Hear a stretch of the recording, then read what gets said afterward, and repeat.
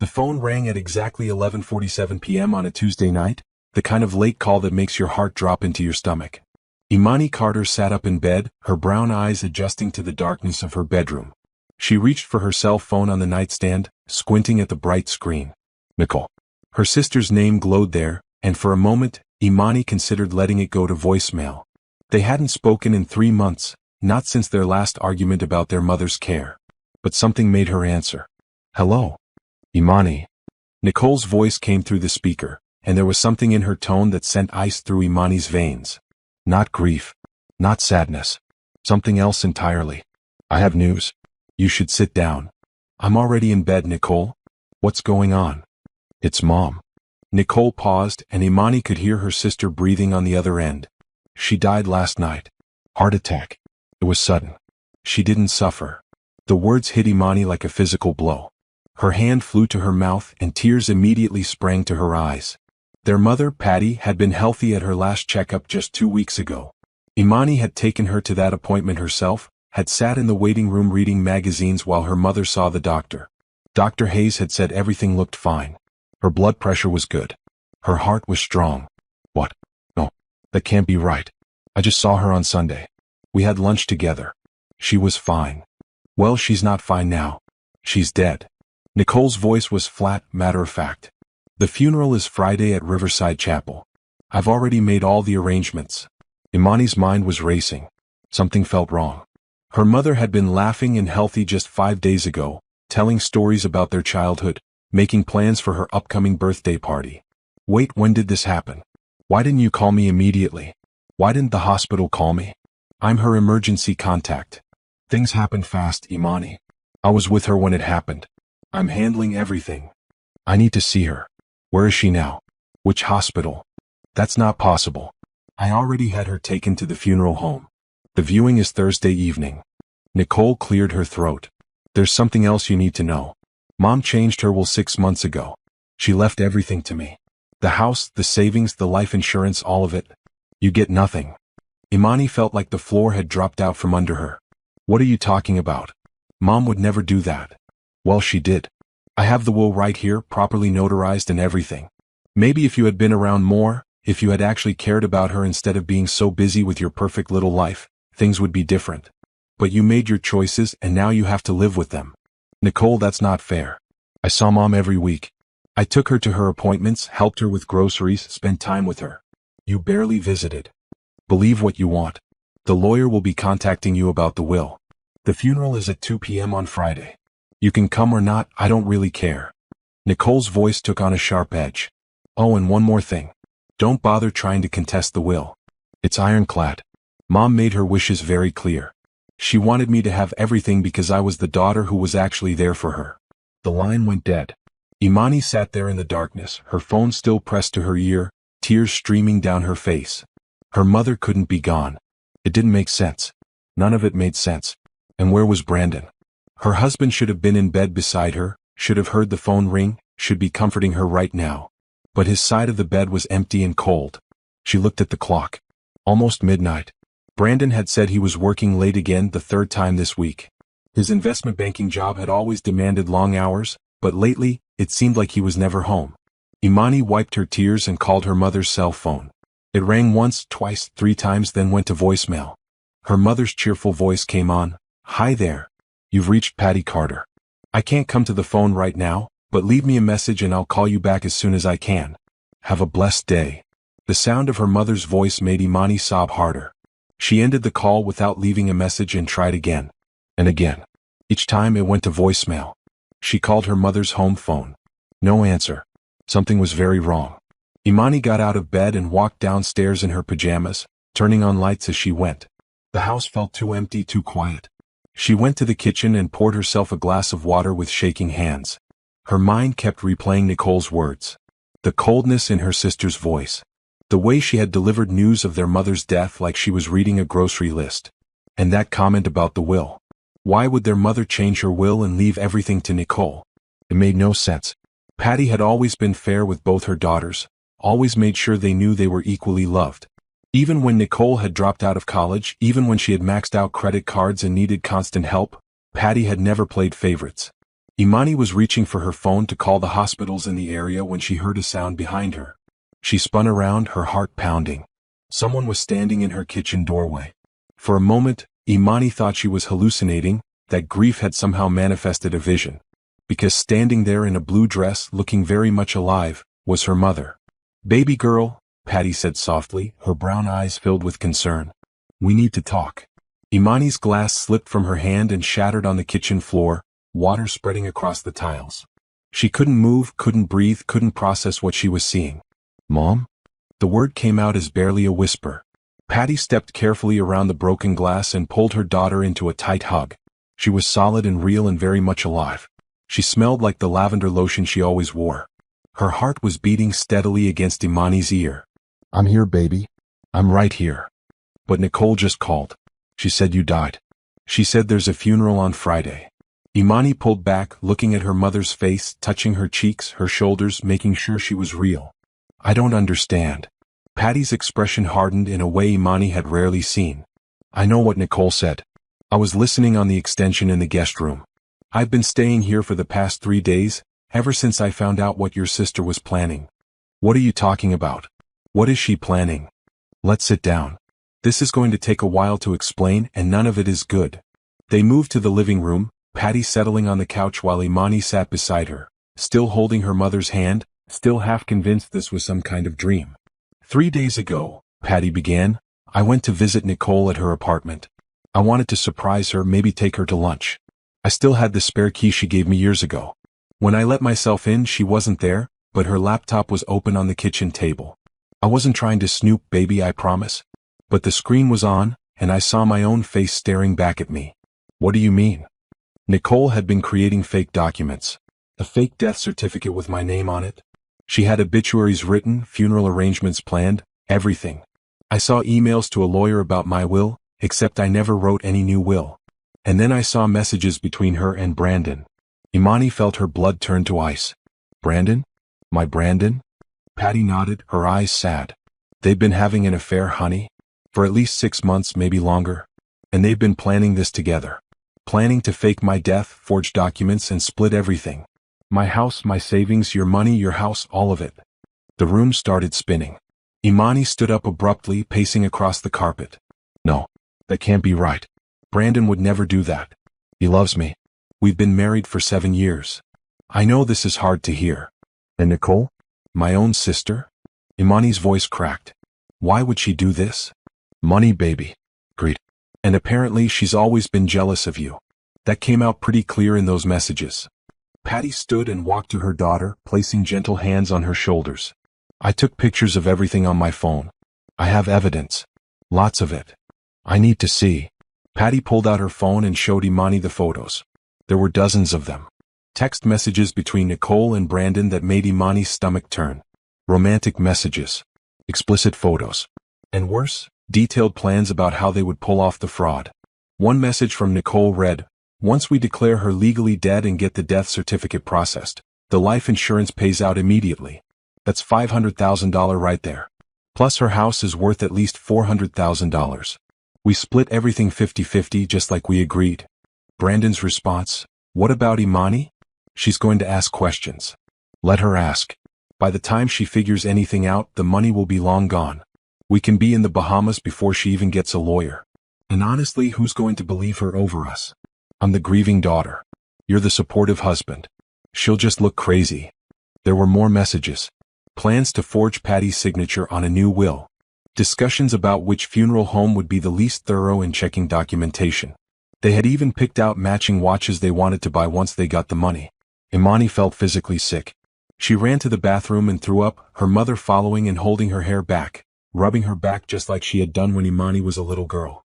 After rinsing her mouth and washing her face, Imani looked at herself in the mirror. Her eyes were red and swollen. She looked shattered. And she felt shattered. The two people she should have been able to trust most in this world had betrayed her in the worst possible way. "How long have you known?" Imani asked, her voice rough. "Since I found those messages 3 days ago. I came straight here, parked my car in your garage so Nicole wouldn't see it if she drove by, and I've been staying in your guest room. You work such long shifts at the hospital, and Brandon's been coming home so late, I didn't want to tell you at first. I wanted to be sure, wanted to gather more evidence. Does anyone else know you're here? Just you. I told my neighbors I was going on a trip to visit a cousin in Florida. I called the church and said I wouldn't be at service this Sunday. Nobody suspects anything. Imani walked back to the living room and sank onto the couch. Her whole world had just collapsed. Her husband was cheating on her with her sister. They were planning to fake her mother's death and steal everything. They thought she was stupid enough to fall for it. And then something shifted inside her. The shock and pain began to crystallize into something else. Something harder. Something determined. She looked at her mother. Nicole thinks you're dead. Brandon doesn't know you're here.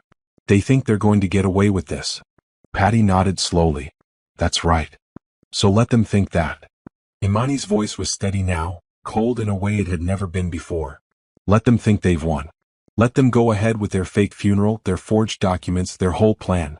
And then we expose them for exactly what they are. A slow smile spread across Patty's face. Baby girl, I was hoping you'd say that. But we need help. We need to do this right, make sure they actually face consequences. Imani thought for a moment. Terrence. You remember Terrence from high school? He's a lawyer now. A good one. If anyone can help us build a case, it's him. Call him first thing in the morning. And until then? Until then we document everything. Every message, every plan, every detail. We let them dig their hole deeper and deeper. Patty squeezed her daughter's hand. And when they think they've gotten away with it, when they're standing there at that fake funeral playing their parts, we show the world exactly who they really are. Imani nodded. The tears had stopped. She felt clear-headed for the first time since the phone had rung. Her life as she knew it was over. Her marriage was over. Her relationship with her sister was over. But she was still standing. Her mother was alive. And they were going to make sure that Nicole and Brandon paid for every lie, every betrayal, every moment they had spent plotting against her. She looked at her phone. 1:23 a.m. Brandon still wasn't home. Good. Let him stay out with Nicole. Let them celebrate what they thought was their victory. Let them think they had fooled everyone. Because when the truth came out, and it would come out, Imani was going to make sure everyone knew exactly what kind of people they were. She smiled then, a small, grim smile that didn't reach her eyes. Nicole thought she had won. Nicole thought she was getting everything. But the game wasn't over. Not by a long shot. It was just beginning. The next morning, Imani called in sick to work for the first time in 3 years. Her supervisor at County General Hospital, Grace Thompson, immediately picked up on the strain in her voice. What's wrong, Imani? You sound terrible. Family emergency. I need a few days. Take whatever time you need. We'll cover your shifts. Call me if you need anything. Imani hung up and looked at her mother, who was making coffee in the kitchen. The morning light streaming through the window seemed surreal. Everything seemed surreal. Just 12 hours ago, she had thought her mother was dead. Just 12 hours ago, she had still believed her marriage was solid, that her sister, despite their differences, would never truly hurt her. Now she knew better. Brandon had come home at 2:30 a.m., smelling like expensive perfume that wasn't hers. He had slipped into bed quietly, probably thinking she was asleep. Imani had lain there in the darkness, every muscle tense, pretending to sleep while her husband settled beside her. The man who had promised to love her forever. The man who was planning to steal everything from her. He was still asleep upstairs now, completely unaware that his whole scheme was about to come crashing down. I called Terrence, Patty said, setting a mug of coffee in front of her daughter. He can meet us at his office at 10. Did you tell him what this is about? Just that it's urgent and involves fraud. He said he'll clear his morning. Imani wrapped her hands around the warm mug. I keep thinking I should feel something. Anger, sadness, rage. But I just feel numb. That's shock, baby. The feelings will come later. Right now, your mind is protecting you, letting you function so you can do what needs to be done. How can I go upstairs and look at him? How can I pretend everything is normal? The same way I pretended to be dead when Nicole called last night. You dig deep, you find the strength, and you remember that every moment they think they're getting away with this, they're actually making it worse for themselves. Patty sat down across from her daughter. This isn't just about what they did to us. It's about what they were planning to do. They were willing to commit serious crimes. Forgery, fraud, identity theft. Those aren't small things. Imani nodded. She checked her phone. 7:30 a.m. Terrence's office at 10. That gave them 2.5 hours to prepare. I want to see more of those messages. Everything you found.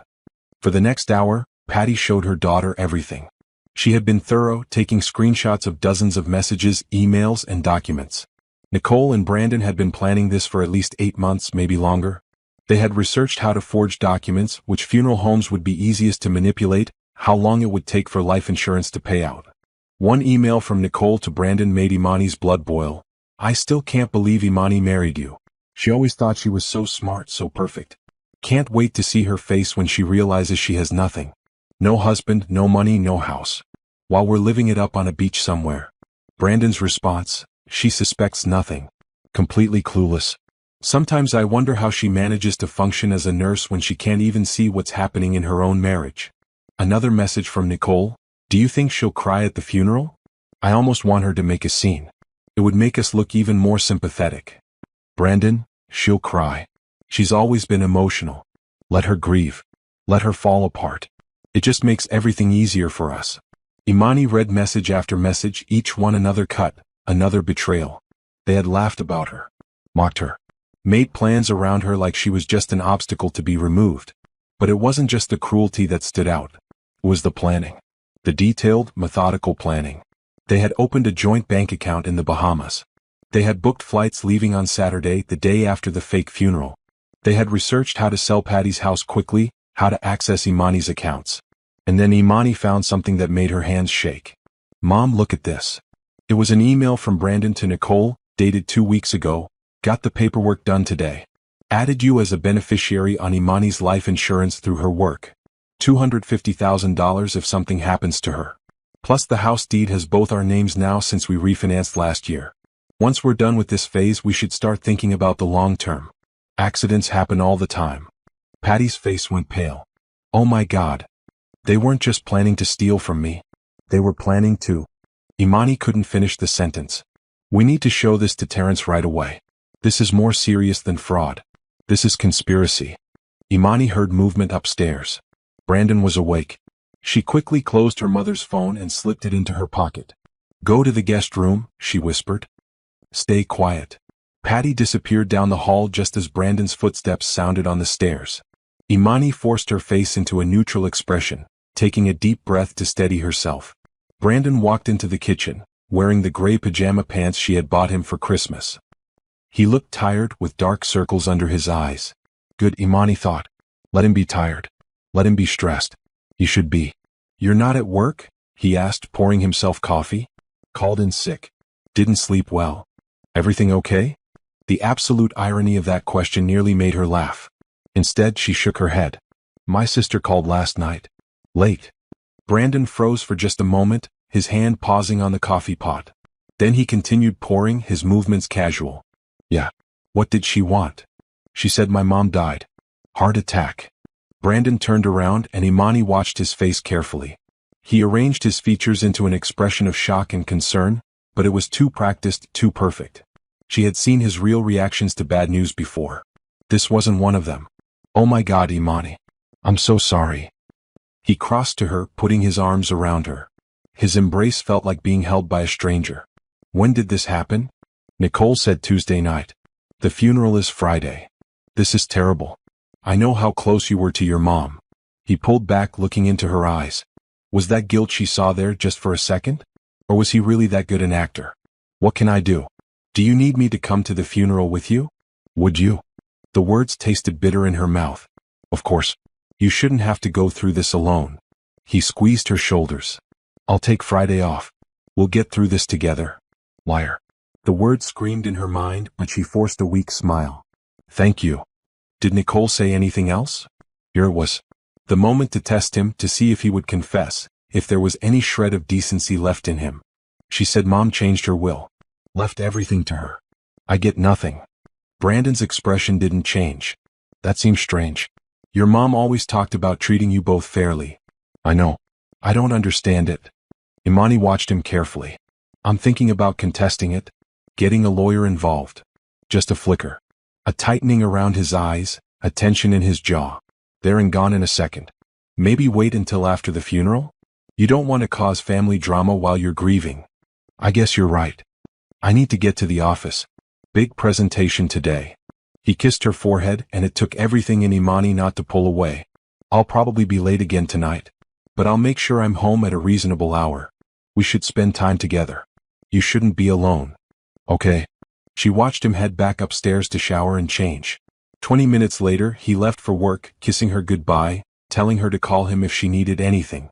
Playing the part of the caring husband so perfectly. The moment his car pulled out of the driveway, Patty emerged from the guest room. You did good, baby. Real good. I wanted to scream at him. Wanted to show him the messages, throw everything in his face. I know. But that wouldn't help us. We need to be smart about this. Patty checked her watch. We should leave for Terrence's office soon. They took Imani's car, parking in the garage of the downtown office building where Terrence worked. He had done well for himself. The law firm took up 3 floors, all glass and polished wood with views of the city. Terrence met them in the lobby personally. He had been tall and gangly in high school, all elbows and knees. Now he was polished and professional in a sharp blue suit, though his eyes still held the same warmth Imani remembered. Imani. It's been too long. He hugged her, then turned to Patty. And it's good to see you too. Though I was very confused by your call, considering Imani's sister called me yesterday to tell me you had died. Nicole called you? Imani asked. She did.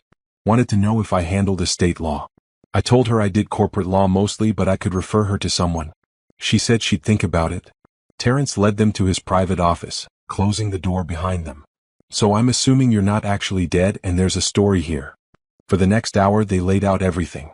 Patty showed him the messages, the forged documents, the plans. Imani explained about Brandon's late addition to her life insurance and the ominous message about accidents. Terrence's expression grew darker as the story unfolded. He took notes, asked questions, requested copies of everything they had found. When they finished, he sat back in his chair, shaking his head. This is bad. Really bad. We're talking about multiple felonies. Fraud, forgery, conspiracy to commit fraud, identity theft. And that message about the life insurance? That could potentially be conspiracy to commit murder if a prosecutor wanted to push it. What do we do? Imani asked. First, we document everything. I'm going to need copies of all these messages. I want you to continue gathering evidence if possible, but be careful. Don't do anything that could be seen as illegal on your end. Terrence pulled up a legal pad and started making a list. Second, we need to contact the authorities. Not local police. This crosses state lines with the bank account in the Bahamas, so we're looking at federal crimes. I have a contact at the FBI who handles fraud cases. The FBI? Imani felt a chill. Yes. This is serious enough to warrant federal investigation. We're talking about fraud, possible conspiracy to commit murder, interstate financial crimes. They'll want to know about this. Terrence looked at Patty. Are you willing to go on record? To testify about what you found? Absolutely. Good. Then here's what we're going to do. We let them continue with their plan. Let them have their fake funeral on Friday. Let them think everything is going according to their scheme. Meanwhile, I'm going to contact the FBI today. They'll want to monitor this situation, maybe even have agents at the funeral observing. Won't that be dangerous? Imani asked. If they realize something is wrong? The agents will be discreet. And honestly, Nicole and Brandon are so confident right now, they're not going to be looking for trouble. They think they've won. Terrence leaned forward. But here's what's critical. You need to act normal. Both of you. Patty, you need to stay hidden. Imani, you need to keep pretending with Brandon. I know it's going to be hard, but it's essential. The more evidence they generate, the stronger our case becomes. I can do it, Imani said quietly. I can pretend. What about divorce proceedings? Patty asked. Can we start those now? We can prepare the paperwork, but I'd recommend waiting until after Friday to file. We want Brandon to feel secure, to think everything is going according to plan. Then after the fake funeral, when he and Nicole think they're home free, that's when we strike. Federal agents arrest them, and Imani files for divorce the same day with all of this as evidence. Terrence made more notes. We can also get a restraining order against Brandon at that time, freeze all joint accounts, secure the house. What about Nicole? Imani asked. She's planning to leave the country Saturday morning. She won't make it to the airport. Trust me. Terrence smiled grimly. By Saturday morning, both of them will be in custody. They spent another hour going over details, planning the next few days. Terrence made copies of everything, organized the evidence, and prepared his contact with the FBI. He gave Imani his personal cell number and told her to call any time, day or night. As they left the office, Imani felt something she hadn't felt since Nicole's phone call. Oh, They had a plan. They had evidence. They had help from someone who knew how to make this right. You okay? Patty asked as they drove home. I will be. Once this is all over, once they're both facing what they've done, I will be. Imani glanced at her mother. Thank you for finding this out. Thank you for not just confronting them yourself. You're my daughter. My first priority is protecting you. And I wanted you to have all the information, all the power to decide how to handle this. Back at home, Imani had to face the hardest part. Living normally for the next 3 days. Pretending she didn't know anything. Pretending her heart wasn't broken, her trust wasn't shattered, her life wasn't falling apart. Brandon came home at 9 p.m. He brought Chinese food, her favorite from the restaurant they had gone to on their first date. Another perfect touch from a perfect actor. Thought you might not feel like cooking, he said, setting the bags on the kitchen counter. How are you holding up? Still in shock, I think. Have you talked to Nicole again? No, I don't really want to. I'm still processing everything. He nodded sympathetically. That's understandable. You two have always had a complicated relationship. They ate dinner together. Brandon told her about his presentation at work, about the clients he was meeting with, about office politics. All normal conversation. All perfectly pleasant. As if he wasn't planning to destroy her life. After dinner, as Brandon loaded the dishwasher, Imani's phone buzzed. A text from an unknown number. This is Special Agent Rebecca Mills with the FBI. Terrence contacted me. I'll be in touch tomorrow to discuss the case. Thank you for coming forward. Imani deleted the message immediately and looked up to find Brandon watching her. Everything okay? He asked. Just Grace from work, checking on me. He smiled. That's nice of her. That night, lying in bed beside her husband, Imani stared at the ceiling. 3 more days. 3 more days of this act. 3 more days of pretending she didn't know the truth. She could do this. She had to do this. For herself. For her mother. For justice. 3 more days and then the whole charade would end. And when it did, Brandon and Nicole would finally understand what it meant to lose everything. Thursday morning came too quickly and too slowly. Imani had barely slept, hyper-aware of Brandon beside her, of the deception that filled the space between them like something tangible and dark. When her alarm went off at 6 a.m., he was already awake, scrolling through his phone. I was thinking, Brandon said, not looking up from his screen. Maybe I should go with you to visit the funeral home today. You shouldn't have to face Nicole alone. Imani's stomach clenched. The last thing she needed was Brandon inserting himself into this more than he already had. That's sweet, but I can handle it. Besides, don't you have work? I can take the day off. This is more important. Really, I'm fine. Grace is going to come with me. The lie came easily now, sliding off her tongue without hesitation. I asked her yesterday. Brandon finally looked at her, and for a moment, Imani thought she saw something in his eyes. Suspicion? Concern? But then he smiled and nodded. Okay, if you're sure. Just call me if you need me. After he left for work, Patty emerged from the guest room where she had been hiding. She looked tired, the stress of the past few days showing in the lines around her eyes. Special Agent Mills is coming by at 10, Imani said. Terrence set it up. She wants to see the house, see where Brandon's been working, go through his office if we can. Good. The more evidence, the better. Patty poured herself coffee, her hands not quite steady. I never thought I'd be hiding in my own daughter's house, plotting against my other daughter. Nicole made her choice. She chose to do this. I know. Doesn't make it easier.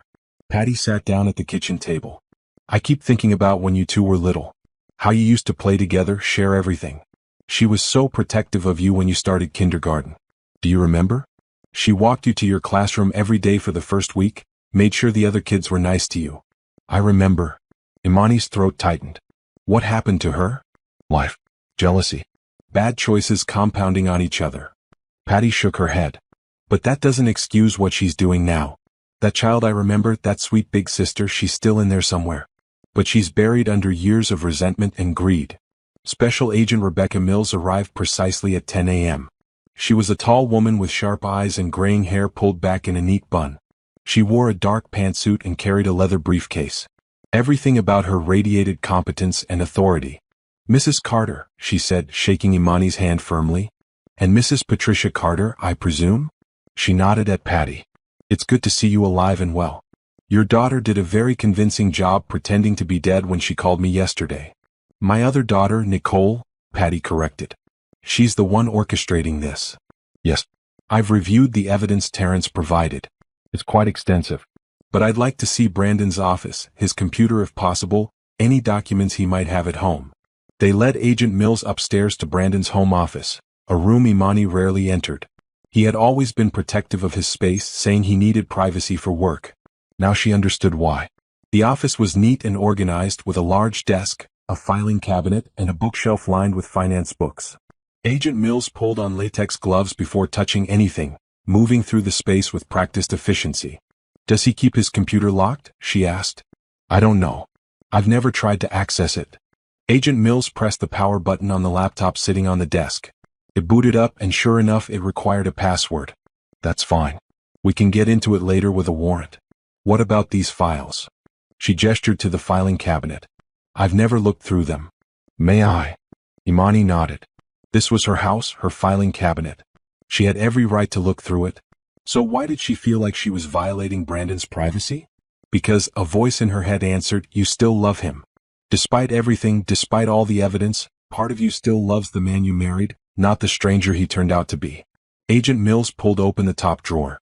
Inside were neat folders labeled with various categories: insurance, mortgage, taxes, car. But there in the back was a folder simply labeled personal. Agent Mills pulled it out and opened it on the desk. Inside were documents that made Imani's breath catch. A copy of Patty's forged death certificate, printed but not yet officially filed. A draft of a false will with Patty's signature.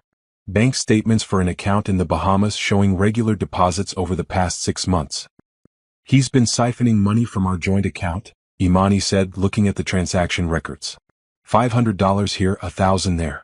Not enough for me to notice right away, but it adds up. How much total? Imani did quick math in her head. Maybe $15,000 over 6 months. And you didn't notice? I trusted him. He always handled the finances, said it was easier if one person managed everything. Imani felt foolish saying it out loud. Don't blame yourself. Financial abuse is common in these situations.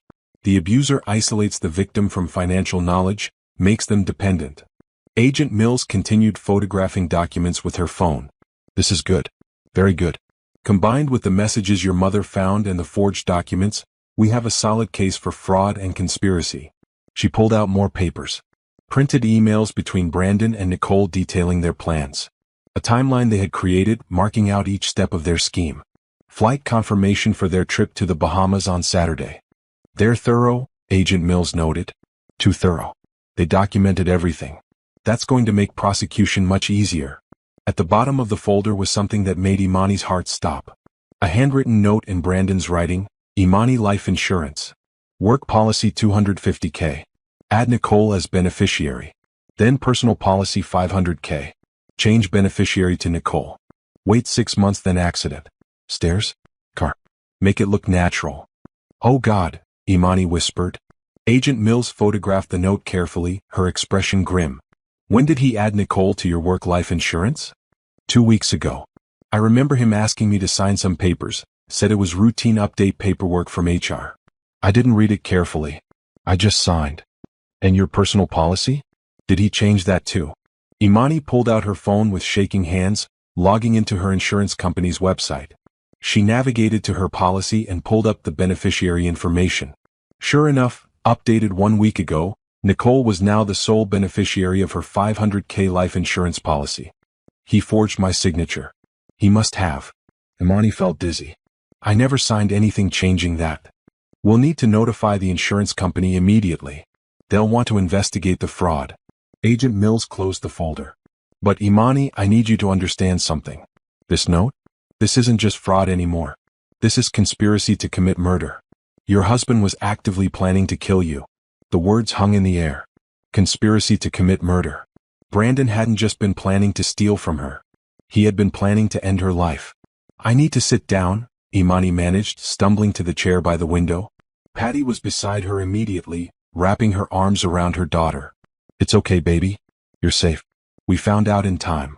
But if you hadn't found those messages, if you hadn't been suspicious, if you had actually been in Florida like you told your neighbors? Imani couldn't finish the thought. But I did find them. And you are safe. And he's never going to get the chance to hurt you. Patty looked at Agent Mills. What happens now? I'm going to take all of this evidence back to my office. We'll get warrants for Brandon's computer, his phone, his office at work. We'll coordinate with local police for the arrest to happen Friday evening, after the fake funeral. That gives them one more day to incriminate themselves further. Agent Mills packed up her briefcase. In the meantime, Imani, I need you to continue acting normal. Don't let Brandon know anything is wrong. How am I supposed to do that? How am I supposed to sleep next to him tonight, knowing he was planning to kill me? I know it's hard, but it's crucial. We need him to feel safe, to think his plan is working perfectly. Can you do that? For 2 more days. Imani thought about the note. About Brandon's handwriting, planning her death like it was just another item on his to-do list. The man she had loved, had trusted, had built a life with, had been preparing to kill her. I can do it, she said quietly. For 2 more days I can pretend. Good. I'm going to have an agent parked outside watching the house. If anything happens, if you feel unsafe at all, you call this number immediately. Agent Mills handed her a card. My direct line. 24 hours. After the agent left, Imani and Patty sat in silence for a long time. Do you want to stay somewhere else tonight? Patty finally asked. We could go to a hotel. Tell Brandon you needed space. No. That would make him suspicious. I stay here, I act normal, I see this through. Imani stood up, surprised to find her legs steady. The shock was fading, replaced by something harder. Determination. He's not going to win. He's not going to get my money, my house, my life. And he's definitely not going to get away with planning to murder me. That afternoon, Imani's phone rang. Nicole. She almost didn't answer, but Agent Mills had said to keep everything normal. Hello. It's me. Nicole's voice was cold. I'm at Riverside Chapel making final arrangements for tomorrow. They need payment for the casket, the flowers, everything. Since you're not contributing anything, I'm putting it all on my credit card. The absolute nerve. Nicole was planning a fake funeral for their mother, who was standing right next to Imani, very much alive and demanding payment. How much? Imani asked, keeping her voice neutral. $12,000. For everything. That seems expensive for a funeral. Well, that's what it cost. I'm not going to give Mom a cheap funeral just because you don't think it's worth it. Nicole's tone was sharp, accusatory. The viewing is tomorrow at 1. Funeral at 2. Try to look appropriately sad, will you? I don't want people thinking you didn't care about her. I'll be there. Oh, and Brandon called me. Said he's coming with you. That's good. You'll need the support. There was something in Nicole's voice. Something smug and knowing that made Imani's skin crawl. Thanks for letting me know. After the call, Imani looked at her mother. She's charging $12,000 for a funeral for someone who isn't dead. Let her. She's just adding more charges to her list of crimes. Fraud, theft by deception, probably some kind of insurance fraud too when she tries to collect on my life insurance. This is insane. This whole thing is insane. I know, baby. But tomorrow it all ends. Brandon came home early that evening, surprising Imani. He brought flowers, pink roses, her favorite. I know tomorrow is going to be hard, he said, handing them to her. I wanted you to know I'm here for you. Imani took the flowers, their sweet scent making her nauseous. These roses, this gesture, it was all part of his act. How many times had he done this? How many thoughtful gifts, sweet moments, loving words had all been lies? Thank you, she managed. They ordered pizza for dinner. Brandon was attentive, asking how she was feeling, if she needed anything. He held her hand across the table. He told her stories about work, made her laugh despite everything. He was so good at this. So convincing. That night, as they got ready for bed, Brandon pulled her close. I love you, Imani. I know we don't say it enough anymore, but I do. I love you. The words were knives. Because part of her, a foolish, hopeful part, wanted to believe them. Wanted this to all be some terrible mistake, some misunderstanding that could be cleared up. But she had seen the note in his handwriting. Had seen the plans, the bank accounts, the messages. This wasn't a mistake. This was deliberate, calculated betrayal. I love you too, she lied, and hated herself for how easily the words came. She lay awake long after Brandon fell asleep beside her, staring at the ceiling, counting down the hours. Tomorrow afternoon, at the fake funeral, this would all come to an end. Tomorrow, Nicole and Brandon would finally face consequences for what they had done. Tomorrow, Imani's real life could finally begin. She just had to make it through one more night. Friday morning arrived cold and gray, appropriate weather for a funeral, even a fake one. Imani stood in front of her closet, trying to decide what to wear to her mother's funeral when her mother was downstairs eating breakfast. The black dress, Patty called up the stairs as if reading her mind. The one with the blue flowers. I always liked that one. Imani pulled out the dress. It was simple, respectful, appropriate for mourning. She held it against herself, looking in the mirror. The woman staring back at her looked tired, hollowed out. That would sell the grief Nicole was expecting to see. Brandon was already dressed in his dark blue suit, looking every inch the supportive husband. He had been quiet this morning, checking his phone frequently. Probably coordinating with Nicole, Imani thought. Making sure all their pieces were in place. You ready? He asked when she came downstairs. As ready as I'll ever be to bury my mother. The words felt strange in her mouth, bitter and wrong. But Brandon just nodded sympathetically and held out her coat. The drive to Riverside Chapel took 20 minutes. Imani watched the familiar streets pass by, trying to prepare herself for what was coming. Agent Mills had briefed her last night. There would be FBI agents at the funeral, posing as mourners. They would document everything, record every interaction. After the funeral, after Nicole and Brandon thought they had pulled it off, that's when the arrest would happen. You've been quiet, Brandon said, breaking the silence. I'm going to a funeral. I know. I just wanted to make sure you're okay. I'm not okay, Brandon. My mother is dead. The lies were getting easier. Too easy. Right. Of course. Stupid question. He reached over and squeezed her hand. His palm was sweating. Was he nervous? Did some part of him feel guilty about what he was doing? Riverside Chapel was a stately old building with white columns and a long driveway lined with bare trees. Several cars were already parked out front. Imani recognized some of them. Her mother's friends from church. Neighbors. People Nicole must have called. How many people were here to mourn a woman who wasn't dead? How many had sent flowers, made casseroles, offered prayers for a lie? Inside, the chapel was decorated with elaborate flower arrangements. White lilies, pink roses, purple orchids. Nicole hadn't been exaggerating about the expense. At the front of the room sat a closed casket, gleaming wood and brass handles. Imani stopped walking. There was a casket. An actual casket. Empty, presumably, but still. Nicole had gone that far. It's okay, Brandon murmured, his hand on her back. Take your time. Nicole appeared from a side room, wearing a black dress with a strand of pearls. She looked elegant, composed, every inch the grieving daughter. When she saw Imani, she dabbed at her eyes with a tissue, though Imani noticed they were perfectly dry. You came, Nicole said, her voice carrying across the room so others could hear. I wasn't sure you would. Of course I came. Nicole approached, and for a moment, Imani thought her sister was actually going to try to hug her. But Nicole just squeezed her arm briefly, a gesture that probably looked comforting to observers but felt cold and clinical to Imani. The viewing starts in 15 minutes. I need to speak with the funeral director about some last-minute details.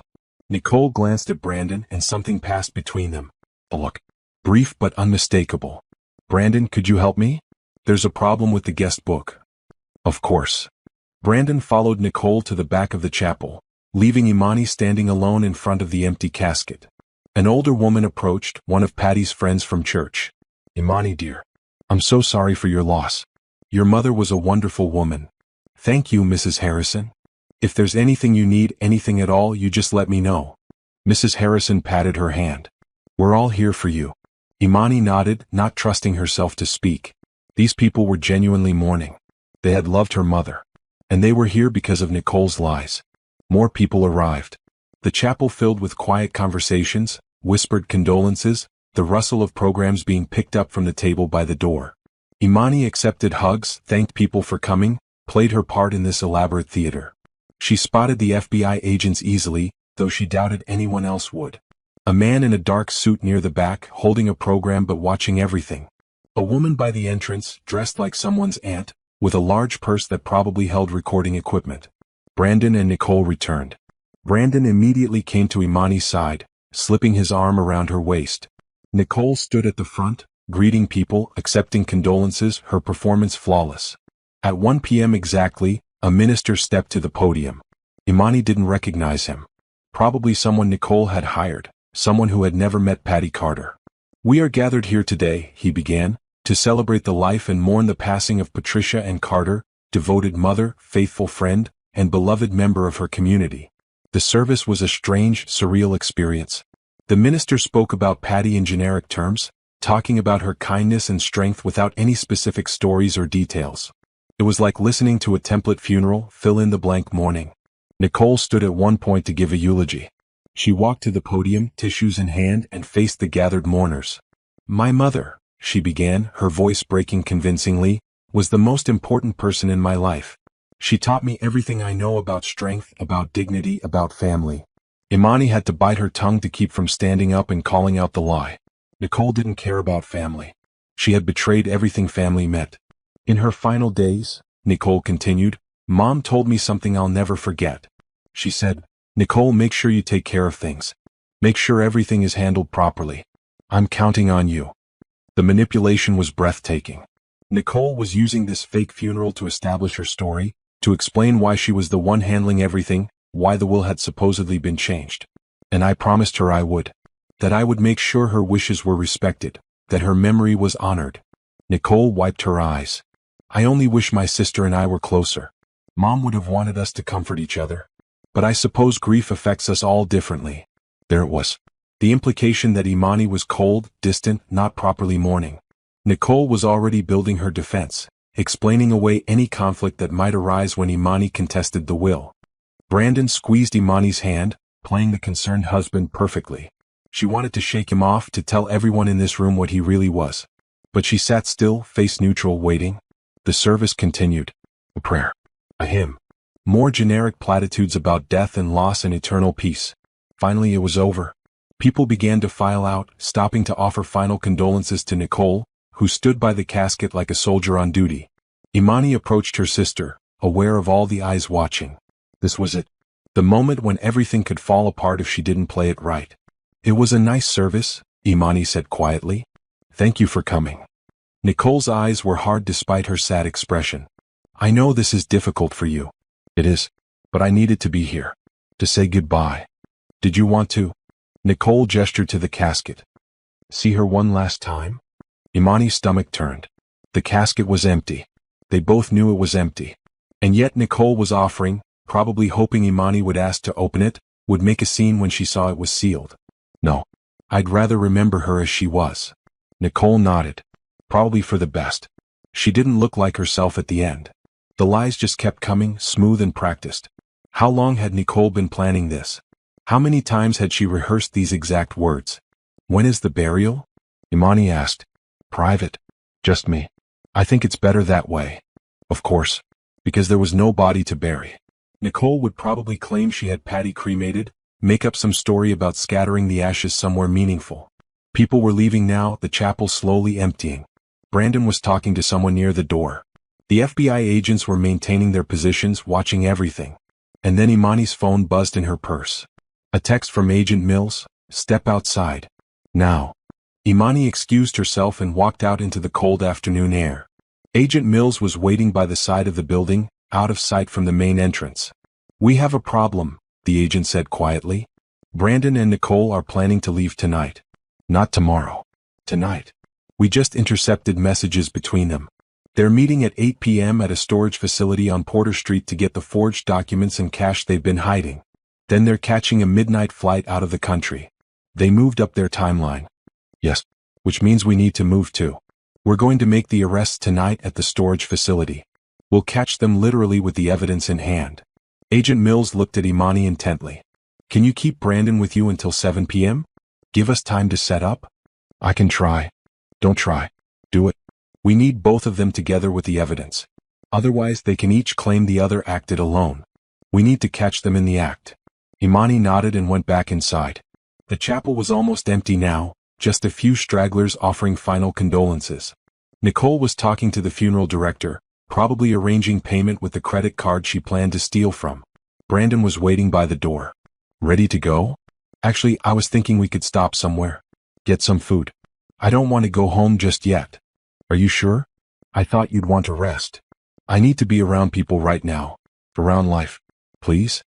She put her hand on his arm, looked up at him with pleading eyes.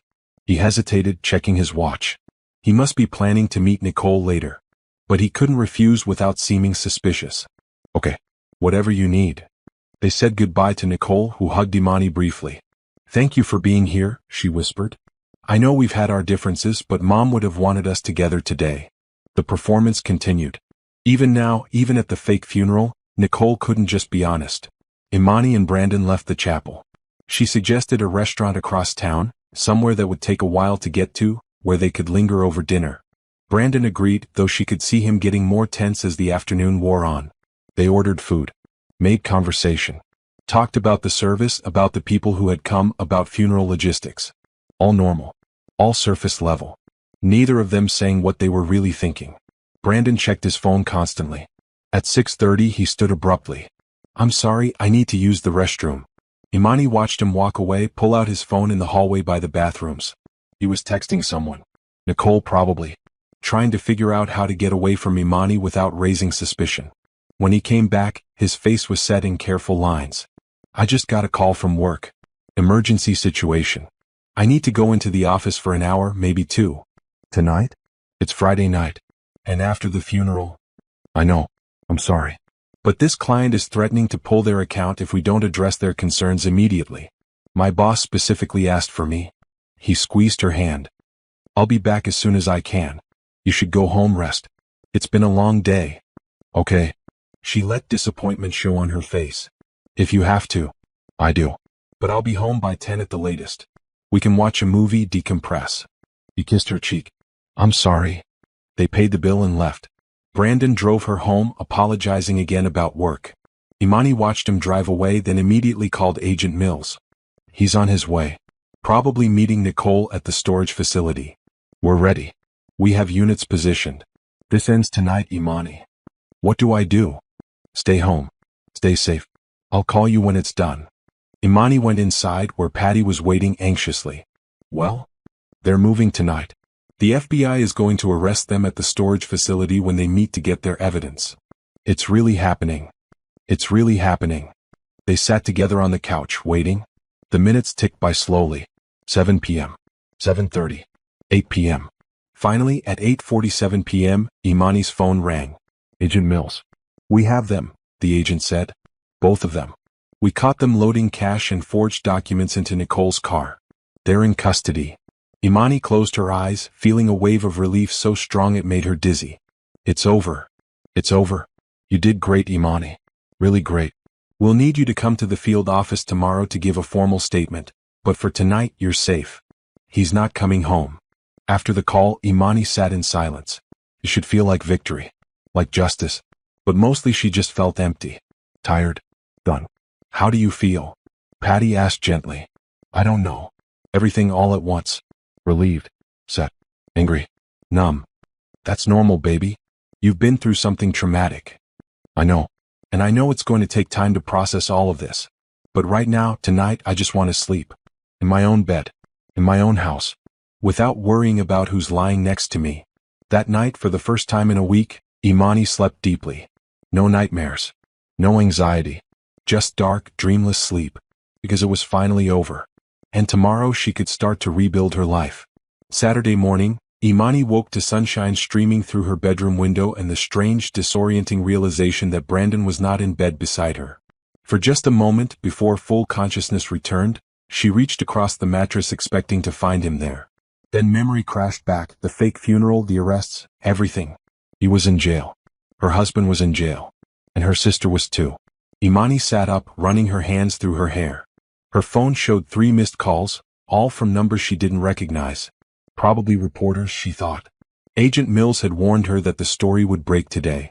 Investment banker and sister-in-law arrested in elaborate fraud scheme would make excellent headlines. Downstairs, Patty was already awake, coffee brewing, the television on low.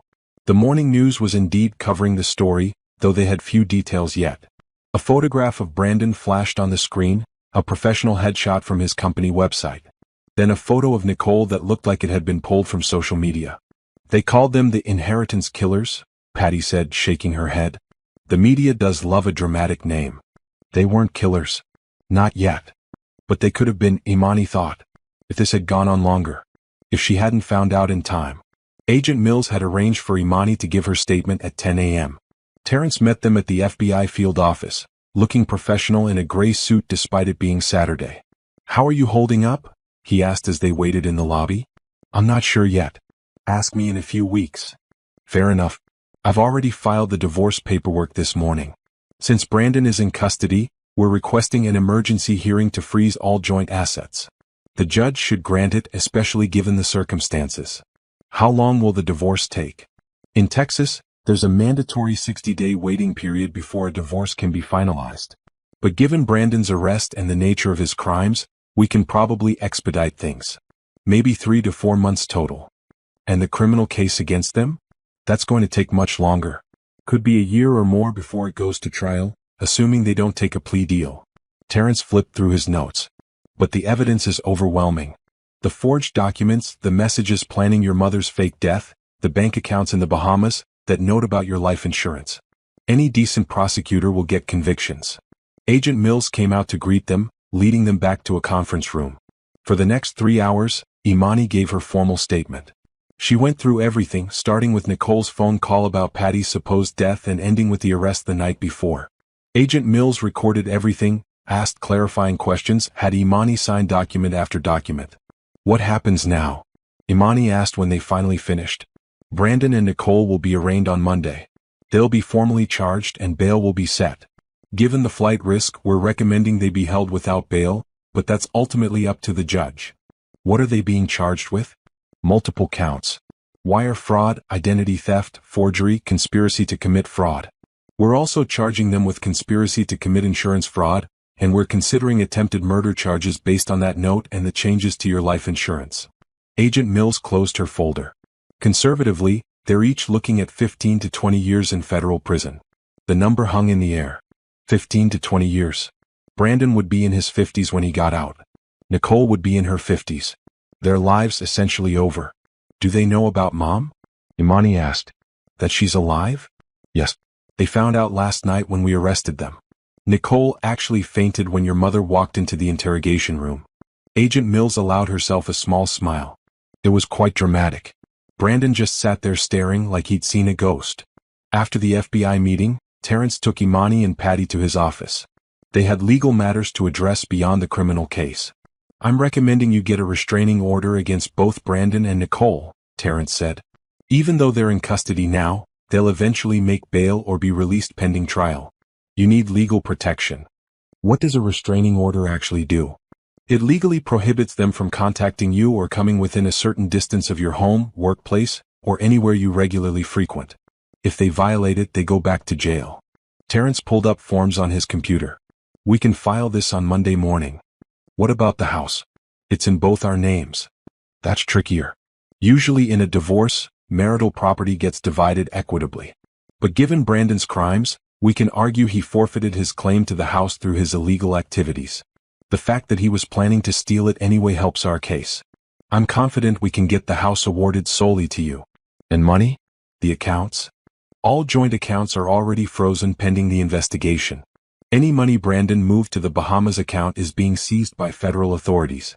We'll need to document all your separate accounts, anything that was yours before the marriage or that you kept in your name only. Imani thought about their finances. When they got married, she had kept her savings account separate, though she rarely used it, letting Brandon handle their money. Thank God for that now. I have about $30,000 in my personal savings. Everything else was joint. That's good. That's yours, untouchable. Terrence made notes. We'll argue that you're entitled to half of the joint assets, plus compensation for the money he stole and moved to the Bahamas. Also, since he was using marital funds to support his affair with your sister, we can claim dissipation of assets. What does that mean? It means he wasted marital money on the affair. Courts take a dim view of that. We can ask for compensation from his share of assets. They spent the rest of the afternoon going through financial documents, creating a comprehensive picture of Imani and Brandon's shared life. Every bank account, every credit card, the mortgage, car payments, investments. It was strange seeing 7 years of marriage reduced to numbers on a spreadsheet. What about his pension? His 401k? Imani asked. Those are marital assets too. You're entitled to a portion, typically calculated based on how long you were married versus how long he's been working. Terrence ran some quick calculations. Could be substantial, actually. Probably another 100,000 or so. By the time they finished, it was nearly 5 p.m. Imani felt drained, wrung out like a dishcloth. I know this is a lot, Terrence said gently. But we're building a strong case. You're going to come out of this okay. Not just financially, but okay. I don't feel okay. You won't, not for a while. But you will be. You walk them to the elevator. Take the weekend. Rest. Don't think about any of this. On Monday we'll file the restraining orders and start the real work. But for now, just breathe. Sunday was strange. Imani's phone rang constantly with calls from people who had seen the news. Her boss at the hospital called, offering support and time off. Grace stopped by with food and hugs. Patty's friends from church descended with casseroles and sympathy, shocked that their prayers for Patty's soul had been unnecessary. I can't believe Nicole would do such a thing, Mrs. Harrison said, shaking her head. I've known that girl since she was in diapers. People change, Patty said quietly. Or maybe they were always who they are and we just didn't want to see it. The hardest call came from Brandon's mother. She was crying, barely coherent. Imani, I don't understand. The police called me. They said Brandon was arrested. They said terrible things about him and Nicole. Tell me it's not true. I'm sorry, but it is true. But Brandon loves you. He would never hurt you. He was planning to kill me. The words felt unreal even as Imani said them. He added my sister to my life insurance and wrote notes about making my death look like an accident. Brandon's mother sobbed on the other end of the line. I don't believe it. I won't believe it. My son is a good man. Your son is a criminal. Imani felt bad for being harsh, but she couldn't muster sympathy right now. I'm sorry you're going through this. But I can't help you. I have to focus on myself right now. She hung up, feeling guilty and relieved at the same time. Monday morning arrived too quickly. Imani dressed carefully in a maroon skirt and white blouse, professional but not trying too hard. She met Terrence at the courthouse at 8 a.m. The arraignment is at 9, he explained as they walked through security. You don't have to be here for it, but I thought you might want to be. I do.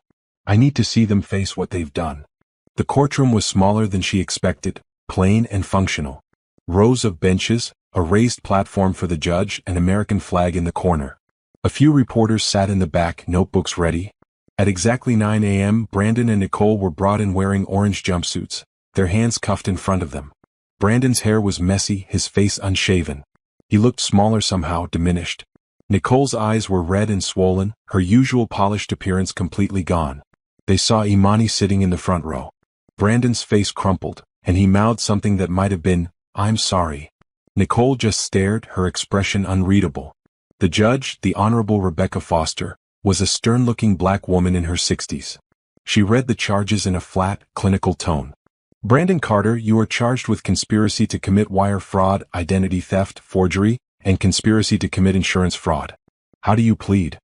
Brandon's lawyer, a public defender who looked barely out of law school, stood. Not guilty, Your Honor. Nicole Carter, you are charged with conspiracy to commit wire fraud, identity theft, forgery, conspiracy to commit insurance fraud, and elder abuse. How do you plead? Nicole's lawyer entered the same plea. Not guilty. The prosecutor, a woman named Janet Rodriguez, stood to address bail.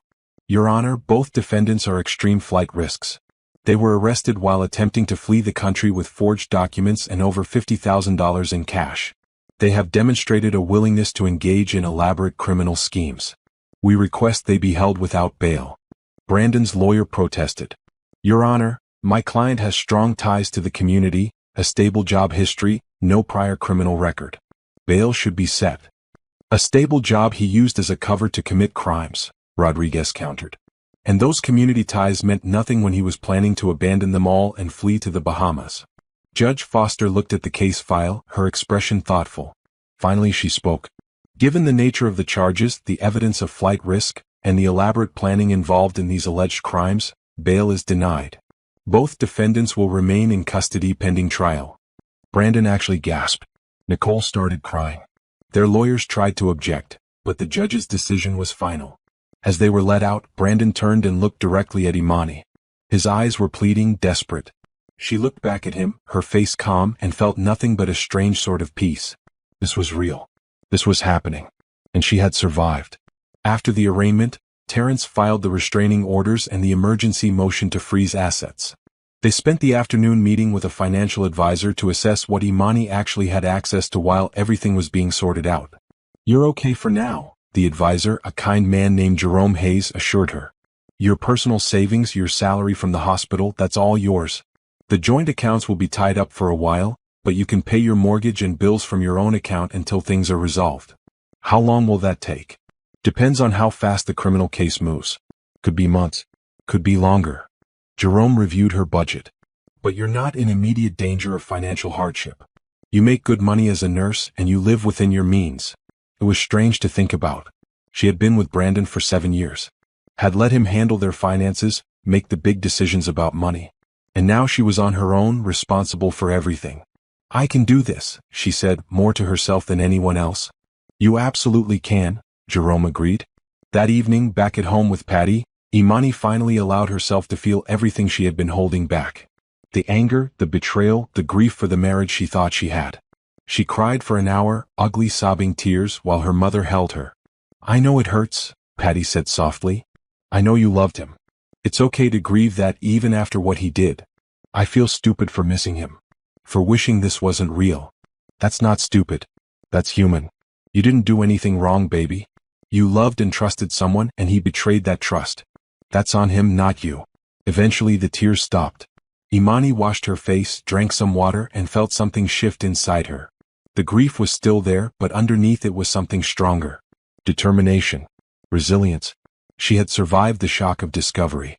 She had survived the fake funeral. She had given her statement to the FBI, filed for divorce, faced Brandon in court. And she was still standing. What do I do now? She asked her mother. Now. Patty smiled. Now you live. You build the life you want, the life you deserve. And you don't look back. Imani nodded. It wouldn't be easy. The divorce would take months. The criminal trial would take longer. She would have to rebuild her finances, her social life, her sense of who she was without Brandon. But she could do it. She would do it. Because Nicole and Brandon had tried to destroy her and they had failed. She was still here. Still breathing. Still fighting. And that was something they could never take away. The weeks following Brandon and Nicole's arraignment blurred together in a strange mixture of legal proceedings and attempts at normalcy. Imani went back to work at the hospital, throwing herself into 12-hour shifts that left her too exhausted to think about what had happened. Her co-workers were supportive but curious, asking questions she didn't always want to answer. The story had made the local news and everyone knew at least the basics. Nurse's husband and sister caught in fraud scheme. The headlines were impossible to escape. How are you doing? Really? Grace asked one afternoon during their break. They sat in the staff lounge, both nursing cups of terrible coffee. I don't know yet. Some days I feel okay. Some days I feel like I'm falling apart. Imani stirred her coffee absently. I keep finding things of his around the house. A book he was reading. His favorite coffee mug. His toothbrush still in the bathroom. Little reminders that he existed, that our life together was real. Have you thought about moving? I can't afford to right now. And honestly, I don't want to. That house is mine. Why should I be the one to leave? Imani set down her coffee. But I am making changes. I painted the bedroom. Moved furniture around. Got rid of most of his stuff.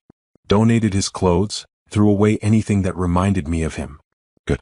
You need to reclaim your space. Dr. Hayes stopped by my office yesterday, Imani said, changing the subject. He wanted to talk about a promotion. A promotion? Grace's eyes lit up. That's great news. What kind of promotion? Charge nurse for the cardiac unit. It's a supervisory role, more responsibility, better pay.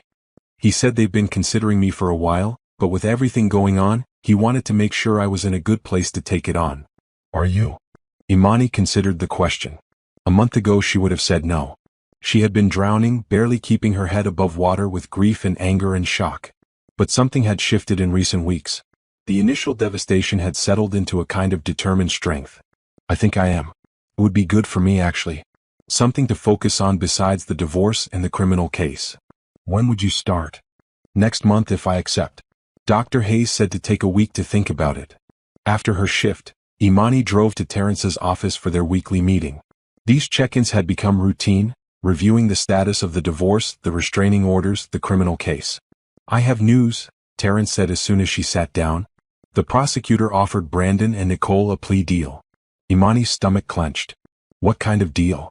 They want them to plead guilty to conspiracy to commit fraud, forgery, and identity theft. In exchange, they'll drop the attempted murder charges and the elder abuse charge against Nicole. Brandon would get 12 years in federal prison, Nicole would get 10. And if they don't take it? Then it goes to trial and they risk getting 20 years or more if convicted on all charges. Terrence leaned back in his chair. Their lawyers are advising them to take it. The evidence is overwhelming. They'd be foolish not to. 12 years. 10 years. Imani tried to process what that meant. Brandon would be 47 when he got out. Nicole would be 42. When will they decide? They have until next week.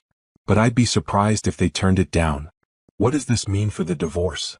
It actually helps us. A guilty plea means we don't have to prove his crimes in civil court.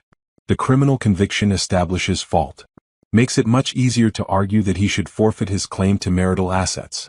Terrence pulled up documents on his computer. I've also been working on the property settlement. The house is appraised at $420,000. You owe $300,000 on the mortgage. That leaves about $120,000 in equity. He wants half of that. He does. Or rather, his lawyer does. I've told them absolutely not. Given that he was planning to steal the house anyway, and that he used marital funds to support his affair, I'm arguing you should get the house free and clear. Will the judge agree? I think so. We have a strong case. But there might need to be some negotiation. Maybe you keep the house and he gets to keep his full 401k without dividing it. Something like that. They spent an hour going through finances, strategizing, planning. When Imani left the office, her head was spinning with numbers and legal terms and possibilities. She drove to her mother's house, where Patty was back living after weeks of hiding. Her mother had resumed her normal life, returned to church, reconnected with neighbors. The story had spread, of course, but people were supportive rather than judgmental. "How are you, baby?" Patty asked, pouring them both sweet tea as they sat on the back porch. "Tired, but okay." Imani sipped her tea, letting the sweetness ground her. Brandon and Nicole might take a plea deal. What do you think about that? Part of me wants them to go to trial, to have to face everything publicly. But mostly I just want it over. I want to move on. That's understandable. Patty rocked slowly in her chair, looking out at the garden. I've been thinking a lot about Nicole. About where things went wrong with her. Mom, this isn't your fault. I know. But I'm her mother. I raised her. I must have missed something, some sign that she could do something like this. She made her own choices. You taught both of us right from wrong. She chose to ignore that. They sat in comfortable silence for a while, watching birds flit around the feeder. Finally, Patty spoke again. I got a letter from her. From jail. Imani sat up straighter. What did it say? She wants to talk. Says she wants to explain, to apologize. Patty pulled the letter from her pocket and handed it to Imani. The handwriting was Nicole's, familiar from years of birthday cards and shopping lists. Imani read, Mom, I know I don't deserve your forgiveness. I know what I did is unforgivable. But I need you to understand that I never meant to hurt you. I was drowning in debt, in bad decisions, and I thought this was the only way out. I'm sorry. I'm so sorry. Please come visit me. Please give me a chance to explain. Your daughter, Nicole. Imani handed the letter back. What are you going to do? I don't know yet. Part of me wants to go to hear what she has to say. She's still my daughter, no matter what she's done. Patty folded the letter carefully. But another part of me thinks it's too soon, that she needs to face consequences without me there to comfort her. You don't owe her anything, Mom. Not after what she tried to do. I know. But mothers don't work that way. My love for her doesn't just turn off because she did something terrible. I couldn't forgive her, Imani said firmly. I won't forgive either of them. Not Nicole, not Brandon. They made their choices and now they're living with the consequences. That's your right. Nobody's asking you to forgive them. The conversation left Imani unsettled. She drove home thinking about forgiveness, about moving on, about what it meant to truly let go of anger. At home, she walked through the house she had shared with Brandon. She had changed so much already. New paint in the bedroom, soft blue instead of the beige Brandon had preferred. New bedding, bright green and yellow, cheerful and light. She had moved the furniture, rearranged the living room, hung different pictures on the walls. But it wasn't enough. She could still feel Brandon everywhere, still sense his presence in rooms they had shared. She needed something more drastic. The next day she called a contractor. By the end of the week they were ripping out the old kitchen counters, replacing them with bright white quartz. She had the carpets torn up, beautiful hardwood floors installed underneath. She painted the living room a warm terracotta, the bathroom a deep teal. You're really going for it, Grace said when she stopped by one evening. The house was chaos, with drop cloths everywhere and the smell of fresh paint lingering. I'm making it mine. Not ours. Mine. Imani gestured around the living room. Every time I look at something, I want to see choices I made, not compromises with Brandon. How much is all this costing? Too much probably. But I have savings. And honestly, it's cheaper than therapy. Imani laughed, though it came out a bit hollow. Besides, the house will be worth more when everything is settled. It's an investment. 2 weeks later, Terrence called with news. They took the plea deal. Both of them. They're pleading guilty next Monday. Imani sat down heavily on her newly painted porch steps. It's really over then? The criminal case, yes. They'll be sentenced in a few weeks. But our divorce case is still ongoing. With the guilty plea, though, we should be able to move much faster. How fast? I'm hoping we can finalize everything within 2 months. Get the house awarded to you, divide the remaining assets, and be done. 2 months. 8 more weeks and she would be officially divorced. Officially free. Okay, she said. Let's do it. The guilty plea hearing was brief. Imani attended, sitting in the same courtroom where they had been arraigned. Brandon and Nicole stood before the judge, admitting their guilt in flat, defeated voices. There were no dramatics, no last-minute protests of innocence. Just 2 people accepting the consequences of their choices. Judge Foster accepted the pleas and scheduled sentencing for 4 weeks later. As they were let out, Brandon tried to catch Imani's eye. She looked away. After the hearing, Imani stood on the courthouse steps, breathing in the cool air. March had turned into April, winter finally releasing its grip. The trees were starting to bud, small hints of green appearing on branches that had been bare for months. How do you feel? Terrence asked. Lighter, Imani said, surprised to realize it was true. Like I can finally breathe again. That evening, she accepted Dr. Hayes' offer to become charge nurse. The promotion came with a raise of $15,000 a year, enough to comfortably cover her mortgage and bills without worrying. She celebrated with Patty and Grace at her favorite restaurant, ordering expensive wine and laughing in a way she hadn't in months. For the first time since Nicole's phone call, Imani felt like herself again. Not the person she had been before Brandon's betrayal, but someone new. Someone stronger. To new beginnings, Grace toasted, raising her glass. To surviving, Patty added. To freedom, Imani said, clinking her glass against theirs. And she meant it. She was free. Free from Brandon's lies, from Nicole's manipulation, from the weight of a marriage that had been built on deception. The divorce wasn't finalized yet. The criminal sentencing was still weeks away. But the hard part was over. She had faced the worst, had stood up for herself, had refused to be a victim. Now came the good part. Building a life that was entirely, completely, beautifully hers. The sentencing hearing was scheduled for a Wednesday morning in late April. Imani had debated whether to attend. Part of her wanted to be done with Brandon and Nicole completely, to never see them again. But another part knew she needed closure, needed to see this through to the end. Terrence encouraged her to come. You're entitled to give a victim impact statement. Tell the judge how their actions affected you. It might influence the sentencing. Will it make a difference? Imani asked. Maybe. But even if it doesn't, saying it might help you. The morning of the sentencing, Imani dressed carefully in a red dress she had bought specifically for this day. Not black, not somber. Red. Powerful. Alive. Grace had offered to come with her, but Imani declined. This was something she needed to do alone. Well, not entirely alone. Patty was coming, sitting in the gallery to support her daughter. The courthouse was busier than it had been for the previous hearings. More reporters, cameras outside, people wanting to see how this story ended. Imani walked through them with her head high, refusing to hide or be ashamed. She had done nothing wrong. Inside the courtroom, she saw Brandon and Nicole for the first time in weeks. They looked terrible. Brandon had lost weight, his suit hanging loose on his frame. Nicole's hair had grown out, roots showing, no longer the polished woman who had stood at the fake funeral. They saw her too. Nicole's face crumpled, tears starting immediately. Brandon just stared, his expression unreadable. The prosecutor, Janet Rodriguez, approached Imani. Are you ready for this? As ready as I'll ever be. Remember, address the judge directly. Tell your story. Don't hold back.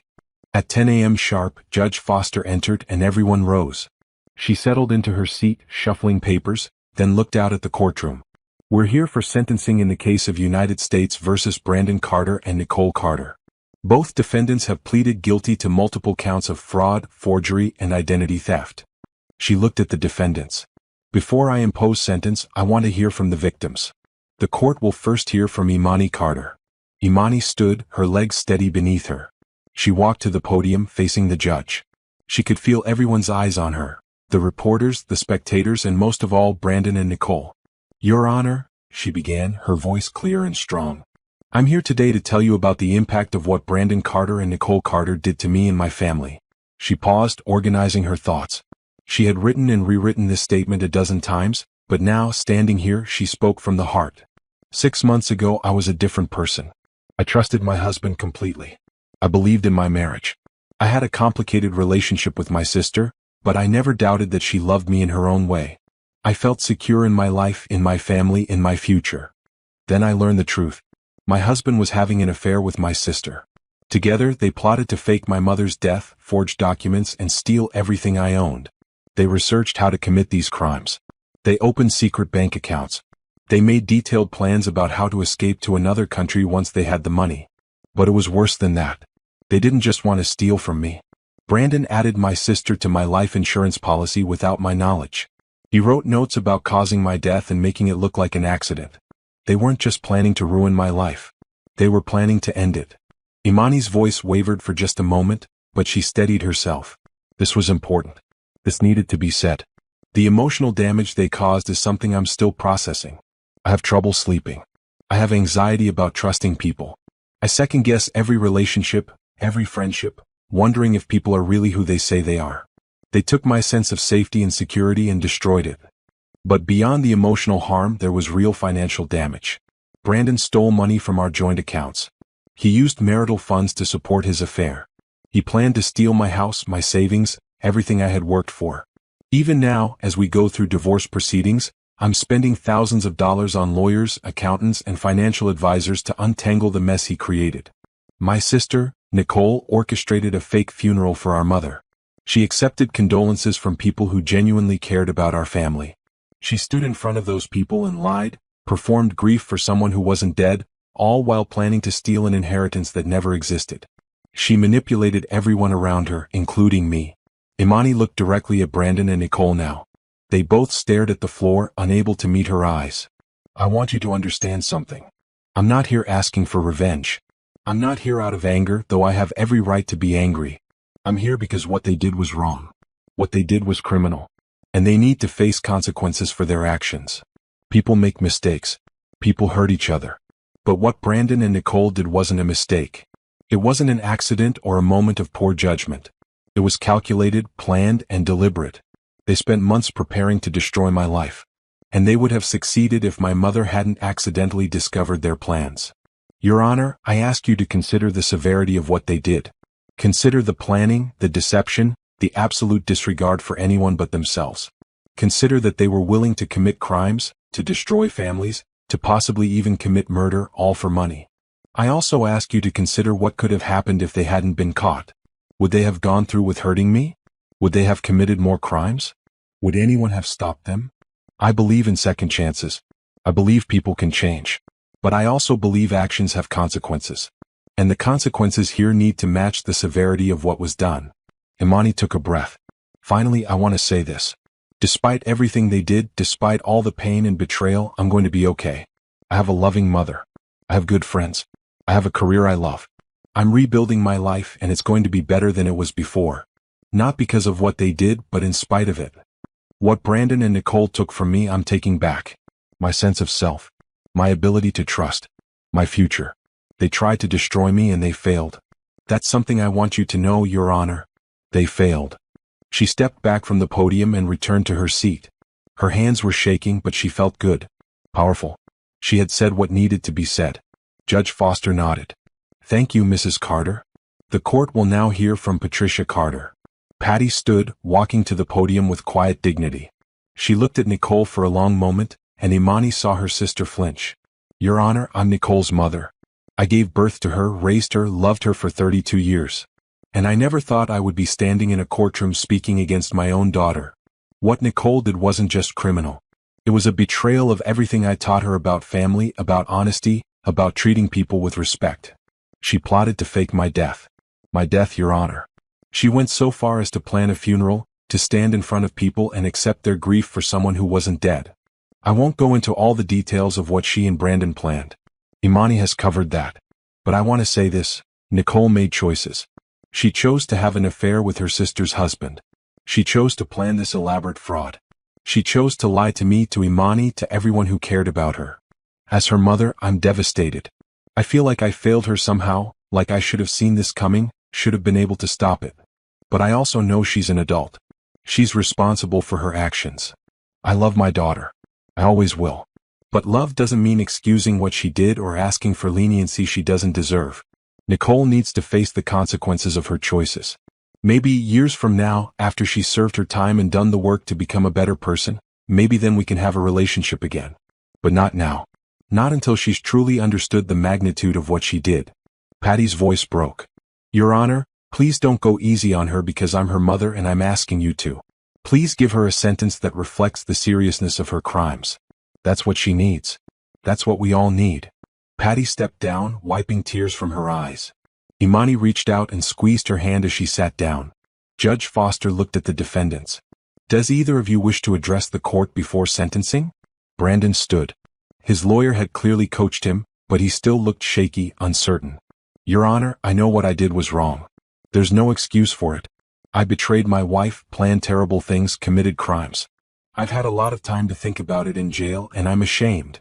He glanced at Imani. Imani, I'm sorry. I know that doesn't mean anything. I know I destroyed everything we built. But I want you to know I'm sorry. Judge Foster's expression didn't change. Is that all? Yes, Your Honor. Nicole stood next. She was crying, could barely speak through the sobs. I don't know who I became. I don't recognize the person who did these things. I was jealous of Imani, always had been. She was smarter, more successful, had everything I wanted. And instead of dealing with that in a healthy way, I let it poison me. Mom, I'm so sorry. Imani, I'm so sorry. I know you'll never forgive me and you shouldn't. I don't forgive myself. Judge Foster let the silence stretch for a moment. Then she spoke. I've reviewed the case file extensively. I've read the evidence, the witness statements, the psychological evaluations of both defendants. This is one of the most calculated, heartless schemes I've encountered in my years on the bench. The plea agreement calls for 12 years for Brandon Carter and 10 years for Nicole Carter. The prosecution and defense have asked me to accept this agreement. However, I have the discretion to depart from it if I find it inadequate. Imani held her breath. Having heard the victim impact statements today, having reviewed the extensive planning that went into these crimes, and having considered the fact that both defendants were prepared to potentially commit murder for financial gain, I find the plea agreement to be adequate but at the minimum end of appropriate. Brandon Carter, you are sentenced to 12 years in federal prison, followed by 5 years of supervised release. You will pay full restitution to the victims for all financial damages, to be determined at a later hearing. You are permanently prohibited from contacting Imani Carter or Patricia Carter. Nicole Carter, you are sentenced to 10 years in federal prison, followed by 5 years of supervised release. You will also pay full restitution to the victims. You are permanently prohibited from contacting Imani Carter. The judge paused. I want both of you to understand something. You didn't just commit fraud. You didn't just steal money. You tried to destroy your family. You tried to destroy people who loved you and trusted you. That kind of betrayal doesn't just hurt the victims. It damages society's faith in basic human relationships. It makes people afraid to trust their spouses, their siblings, their family members. I hope you use your time in prison to genuinely reflect on what you've done and to become better people. But that's up to you. Right now, you need to pay for your crimes. Court is adjourned. The gavel came down with a sharp crack. It was over. Brandon and Nicole were let out in handcuffs. Nicole was still crying. Brandon turned one last time to look at Imani, his face a mask of regret. She looked back at him without expression. She felt nothing. No anger, no satisfaction, no sadness. Just a sense of finality, of a chapter closing.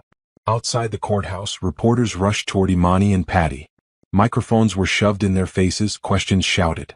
How do you feel about the sentencing? Will you ever forgive your sister? What's next for you? Terrence stepped in front of them, shielding them from the cameras. My clients have no comment at this time. Please respect their privacy. They made it to Terrence's car and drove away, leaving the chaos behind. How are you? Terrence asked, glancing at Imani in the rearview mirror. I'm okay. Really, I am. And she meant it. The weight she had been carrying for months had lifted. It's finally over. Not quite. We still have to finalize the divorce settlement. But the hard part is done. When will that be resolved? I'm hoping within a month. Brandon's lawyer wants to settle quickly now that the criminal case is resolved. They know they don't have leverage anymore. 1 month. 30 more days and she would be completely free. That evening, Imani sat on her porch watching the sunset. The house renovations were finished. The walls were painted in colors she loved. The furniture was arranged how she wanted it.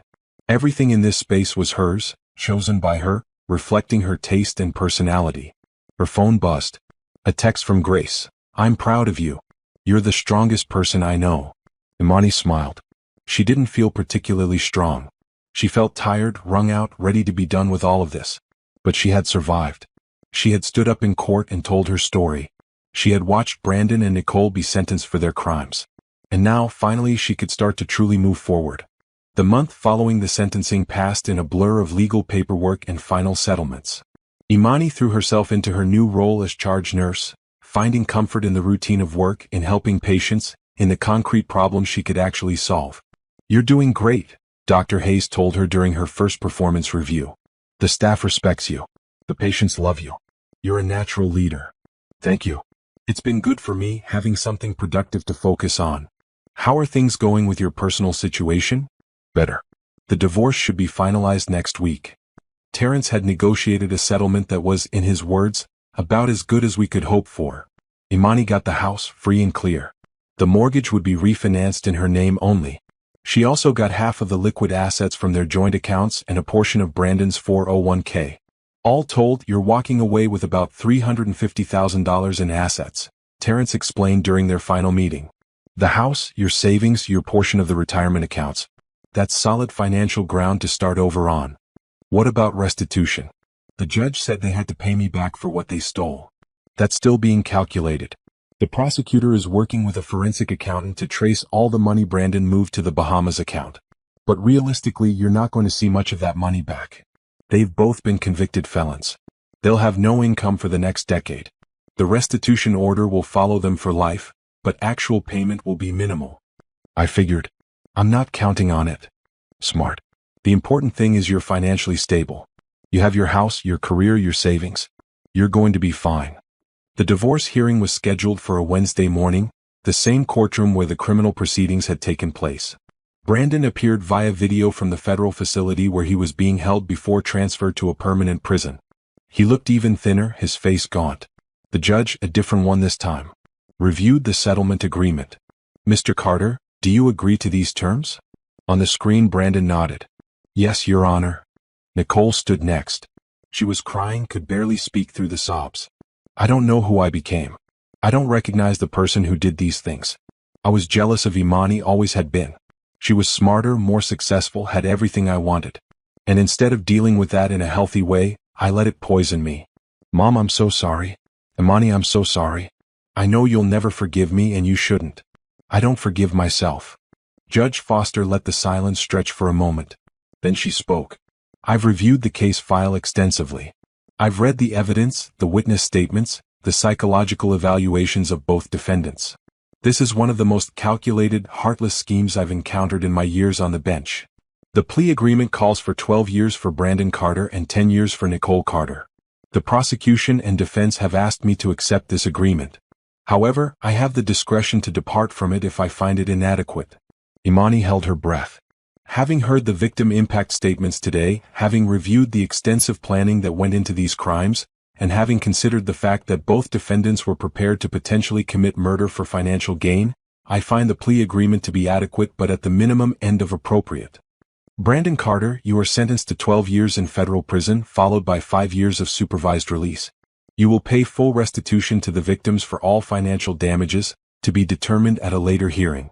You are permanently prohibited from contacting Imani Carter or Patricia Carter. Nicole Carter, you are sentenced to 10 years in federal prison followed by 5 years of supervised release. You will also pay full restitution to the victims. You are permanently prohibited from contacting Imani Carter. The judge paused. I want both of you to understand something. You didn't just commit fraud. You didn't just steal money. You tried to destroy your family. You tried to destroy people who loved you and trusted you. That kind of betrayal doesn't just hurt the victims. It damages society's faith in basic human relationships. It makes people afraid to trust their spouses, their siblings, their family members. I hope you use your time in prison to genuinely reflect on what you've done and to become better people. But that's up to you. Right now, you need to pay for your crimes. Court is adjourned. The gavel came down with a sharp crack. It was over. Brandon and Nicole were let out in handcuffs. Nicole was still crying. Brandon turned one last time to look at Imani, his face a mask of regret. She looked back at him without expression. She felt nothing. No anger, no satisfaction, no sadness. Just a sense of finality, of a chapter closing. Outside the courthouse, reporters rushed toward Imani and Patty. Microphones were shoved in their faces, questions shouted. How do you feel about the sentencing? Will you ever forgive your sister? What's next for you? Terrence stepped in front of them, shielding them from the cameras. My clients have no comment at this time. Please respect their privacy. They made it to Terrence's car and drove away, leaving the chaos behind. How are you? Terrence asked, glancing at Imani in the rearview mirror. I'm okay. Really, I am. And she meant it. The weight she had been carrying for months had lifted. It's finally over. Not quite. We still have to finalize the divorce settlement. But the hard part is done. When will that be resolved? I'm hoping within a month. Brandon's lawyer wants to settle quickly now that the criminal case is resolved.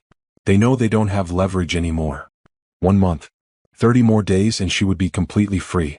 That evening, Imani sat on her porch watching the sunset. The house renovations were finished. The walls were painted in colors she loved. The furniture was arranged how she wanted it. Everything in this space was hers, chosen by her, reflecting her taste and personality. Her phone buzzed. A text from Grace. I'm proud of you. You're the strongest person I know. Imani smiled. She didn't feel particularly strong. She felt tired, wrung out, ready to be done with all of this. But she had survived. She had stood up in court and told her story. She had watched Brandon and Nicole be sentenced for their crimes. And now, finally, she could start to truly move forward. The month following the sentencing passed in a blur of legal paperwork and final settlements. Imani threw herself into her new role as charge nurse, finding comfort in the routine of work, in helping patients, in the concrete problems she could actually solve. You're doing great, Dr. Hayes told her during her first performance review. The staff respects you. The patients love you. You're a natural leader. Thank you. It's been good for me having something productive to focus on. How are things going with your personal situation? Better. The divorce should be finalized next week. Terrence had negotiated a settlement that was, in his words, about as good as we could hope for. Imani got the house free and clear. The mortgage would be refinanced in her name only.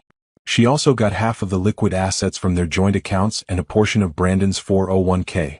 All told, you're walking away with about $350,000 in assets, Terrence explained during their final meeting.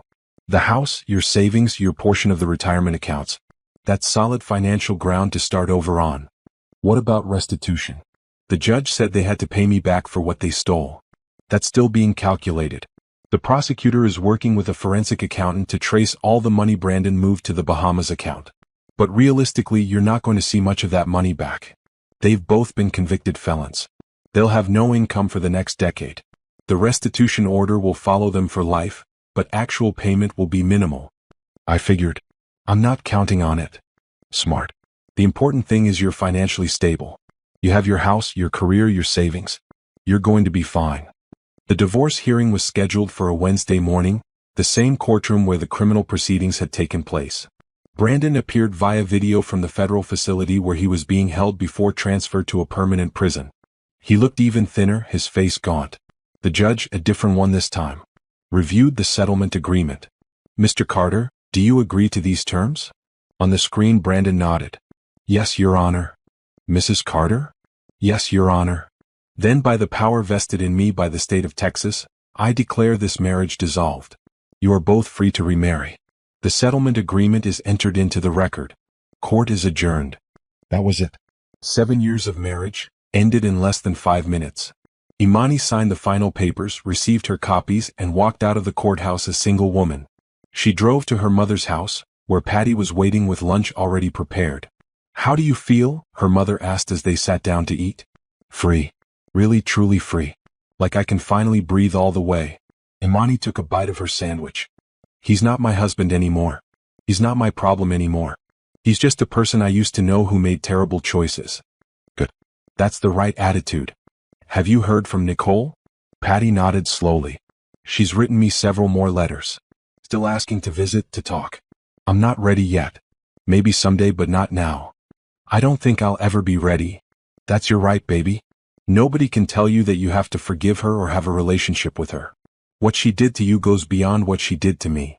They ate in comfortable silence for a while. Then Patty spoke again. I've been thinking about doing some traveling. I never really did when your father was alive. He didn't like to leave home. But I've always wanted to see more of the country. Where would you go? Maybe start with the national parks. Yellowstone, Grand Canyon, places like that. Would you want to come with me? Take a trip together? Imani considered it. A vacation sounded wonderful, actually. She had vacation time saved up.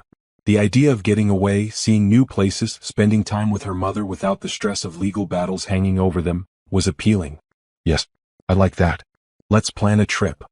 Over the next few weeks, they researched and planned. They decided on a 2-week road trip through the Southwest, hitting several national parks. Imani requested the time off from work, booked hotels, mapped out their route. This is going to be good for both of us, Patty said as they went over the itinerary. A chance to rest, to heal, to just be together. The trip was scheduled for late June. In the meantime, Imani continued settling into her new life. She joined a book club at the local library, something she had always wanted to do but never had time for when she was married. She started taking yoga classes. She rediscovered hobbies she had let fall by the wayside during her marriage. Grace dragged her to a girls' night out one Friday evening. You need to get out of that house, Grace insisted. You need to remember that life exists beyond work and home. They went to a wine bar downtown, met up with some other nurses from the hospital, and spent the evening laughing and talking about everything except Brandon and Nicole. For a few hours, Imani was just a woman out with friends, enjoying herself, living her life. This is nice, she admitted to Grace. I forgot what it's like to just relax. You've been through something traumatic. You're allowed to take time to heal. But you're also allowed to have fun. To live. To be happy. That night, lying in bed in her freshly painted bedroom, Imani realized Grace was right. She was allowed to be happy. She didn't have to carry the weight of what Brandon and Nicole had done forever. She could set it down, walk away, build something new. The trip with Patty was exactly what Imani needed. They drove through Texas, New Mexico, Arizona, spending their days hiking through stunning landscapes and their evenings talking over dinner at small-town restaurants. I feel like myself again, Imani said one night as they sat under stars so bright and numerous she couldn't believe they were real. Not the person I was before Brandon, because I can't go back to that. But a new version. Someone stronger. You are stronger. You've been through something that would have broken a lot of people, and you've come through it with your kindness and your sense of self intact. That's remarkable. They visited the Grand Canyon, standing at the edge and staring out at the vast expanse. Imani felt small in the best way, her problems and pain put into perspective by the ancient rock and endless sky. Makes you realize how short life is, Patty said. How important it is to spend it with people who love you, doing things that matter. Yeah, it does. When they returned home, tanned and rested, Imani felt ready to truly embrace her new life. She had mourned her marriage, processed the betrayal, faced her betrayers in court, and come out the other side. Now it was time to look forward. At work, she continued to excel. Dr. Hayes approached her about pursuing a master's degree in nursing, possibly moving into administration eventually. You have leadership potential, he said. I think you could go far in this field if you wanted to. I'll think about it, Imani said, and she meant it. Why not go back to school? Why not advance her career? She had the time now, the mental space, the freedom to make choices based solely on what she wanted. She reconnected with old friends from college who had fallen out of touch over the years. She accepted invitations to parties, dinners, events. She said yes to life more often than she said no. One Saturday afternoon, she was at a farmer's market when she ran into Brandon's mother. They hadn't spoken since that phone call months ago. The older woman looked shocked to see her. Imani, she said quietly. How are you? I'm well. How are you? I'm. She trailed off, clearly unsure what to say. I wanted to apologize. I didn't believe you when you told me what Brandon had done. I thought you must have been confused or mistaken. But then I saw the evidence at his trial. I saw what he was capable of. And I'm so sorry. Thank you for saying that. He was my son. I loved him. But what he did was unforgivable. I don't blame you for pressing charges, for divorcing him, for any of it. You did what you had to do. I appreciate that. Are you doing okay? Really?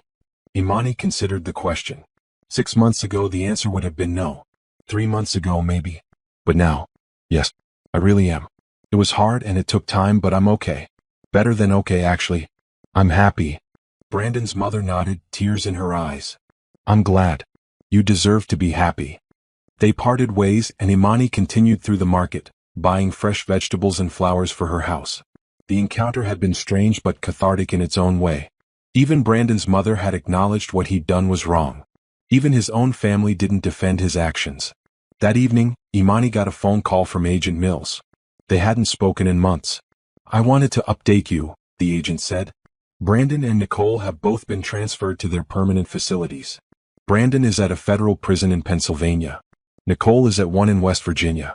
They won't be eligible for parole for at least 8 years. Okay. Thank you for letting me know. How are you doing? I'm good. Really good, actually. I'm glad to hear it. You handled this whole situation with remarkable strength. I wanted you to know that. After the call, Imani sat on her porch thinking about the past year. The phone call from Nicole claiming Patty was dead. The discovery of the affair and the fraud. The arrests, the trials, the divorce. All of it seemed almost unreal now, like something that had happened to someone else. But it had happened to her. And she had survived it. More than survived, she had grown from it. She wasn't naive anymore, didn't trust blindly. But she also hadn't let betrayal turn her bitter or cynical. She still believed in love, in family, in the goodness of people. She had just learned to be more discerning, more protective of herself. Her phone buzzed. A text from Grace. Dinner tomorrow? There's someone I want you to meet. Imani smiled. Grace had been trying to set her up for weeks. She had resisted, saying she wasn't ready. And maybe she wasn't ready for a serious relationship. But a dinner with friends? Meeting new people? She could do that. Sure, she texted back. Looking forward to it. She set her phone down and looked out at her garden, at the flowers she had planted, at the home she had made entirely hers. The sun was setting, painting the sky in shades of orange and pink. Justice had been served. Brandon and Nicole were in prison. The divorce was final. The house was hers. Her life was hers. And for the first time in a long time, that felt like more than enough. Felt like everything. Summer faded into fall, and with it came a rhythm to Imani's life that felt both comfortable and exciting. She had settled into her role as charge nurse, earning the respect of her colleagues and the trust of her patients.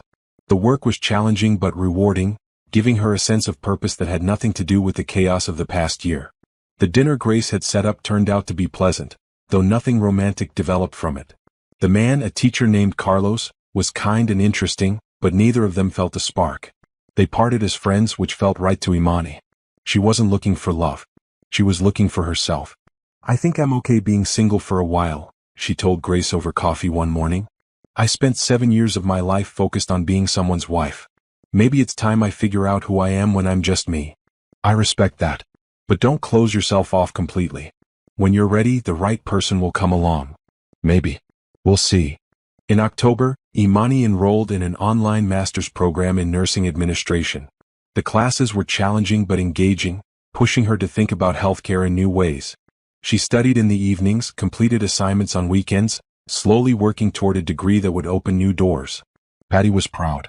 Look at you, going back to school, advancing your career. I'm so impressed with how you've handled everything. I learned from the best, Imani said, hugging her mother. You showed me what strength looks like. They had grown closer through the ordeal, their relationship deepening from the typical mother-daughter dynamic into a genuine friendship. They talked daily, had lunch together twice a week, supported each other through the continued healing process. Patty had finally responded to Nicole's letters, agreeing to a visit at the prison. She had gone once in late September and come back looking drained. How was it? Imani had asked. Difficult. She's changed. Prison is hard on her. She's lost weight, looks older than her years. Patty had wiped her eyes. But she seems genuinely remorseful. She's in therapy working on herself. She knows she destroyed our relationship, knows she might never get it back. Do you think you'll visit again? Maybe. In time. I'm not ready to forgive her, not fully. But I can't just cut her out of my life completely. She's still my daughter. I understand. But I'm not there yet. I don't know if I'll ever be. And that's okay, baby. Nobody expects you to forgive her or have a relationship with her. What she did to you was different than what she did to me. Imani thought about that conversation often. Forgiveness seemed like such a simple concept, but in practice, it was incredibly complex.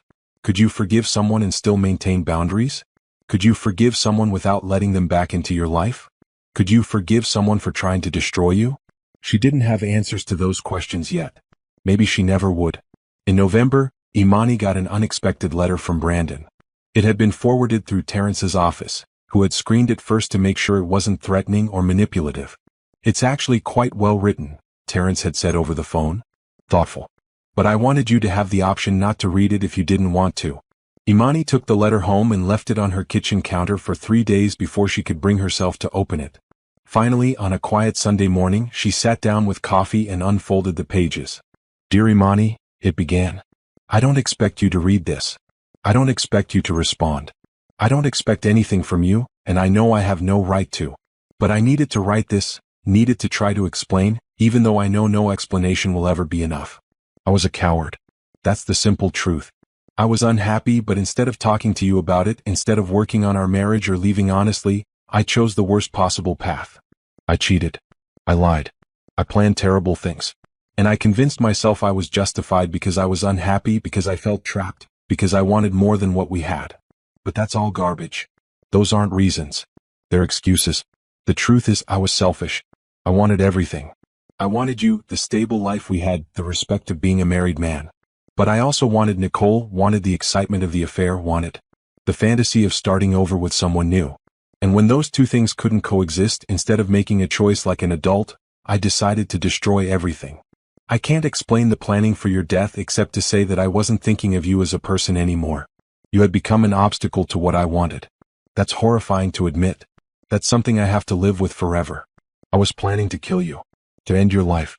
For money and convenience. I don't know who that person was. Sitting here in prison thinking about what I did, I can't recognize myself in those actions. But I was that person. I made those choices. And I can't take them back. I'm in therapy.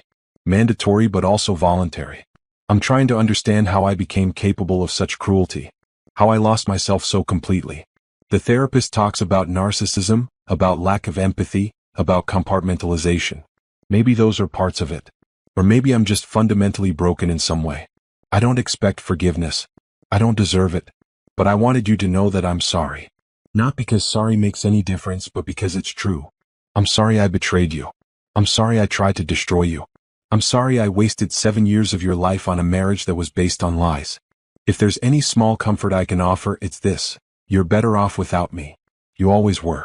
You deserved someone who saw your worth, who cherished you, who built you up instead of tearing you down. I hope you find that person someday. I hope you find happiness. I hope you're thriving. I hope you're living a life that brings you joy. Because despite everything I did, despite all the pain I caused, you survived. You won. Goodbye, Imani. Brandon. She read the letter twice, then set it down. She felt nothing. No anger, no sadness, no satisfaction. Just a sort of hollow acknowledgement that he had written words on paper. She picked up her phone and texted Terrence, "Got Brandon's letter. I'm okay. Don't need to respond to it." Then she filed the letter away in a folder with other documents from the case and went about her day. Brandon was part of her past. He didn't get to be part of her present or future, not even through letters. As the holidays approached, Imani made plans with Patty to spend Thanksgiving and Christmas together, just the two of them. She declined invitations from Brandon's family, who had reached out trying to maintain some connection. She appreciated the gesture, but she needed clean breaks, needed to move forward without ties to that old life. "What are you thankful for this year?" Patty asked over Thanksgiving dinner. Imani thought about the question. A year ago, she had been married, thinking her life was stable and secure. Now she was divorced, her sister was in prison, and her entire world had been turned upside down. "I'm thankful for you," she said finally. "For catching their plan before it was too late. I'm thankful for my health, my job, my friends. I'm thankful for this house and the peace I feel in it now.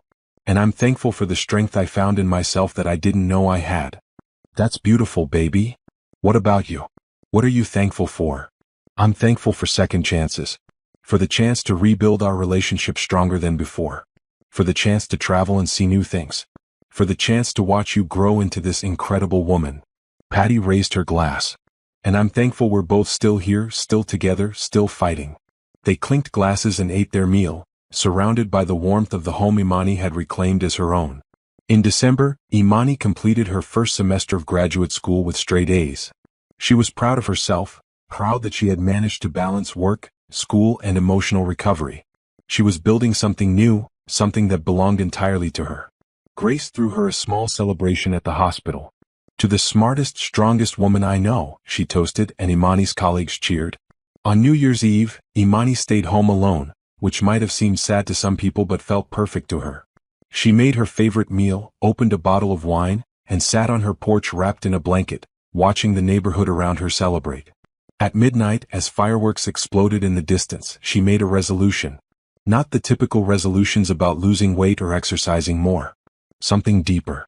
"This year," she said out loud to the universe, "I choose joy. I choose peace. I choose to let go of everything that doesn't serve me and embrace everything that does. I choose to live fully, freely, authentically. I choose me." The words felt powerful, transformative.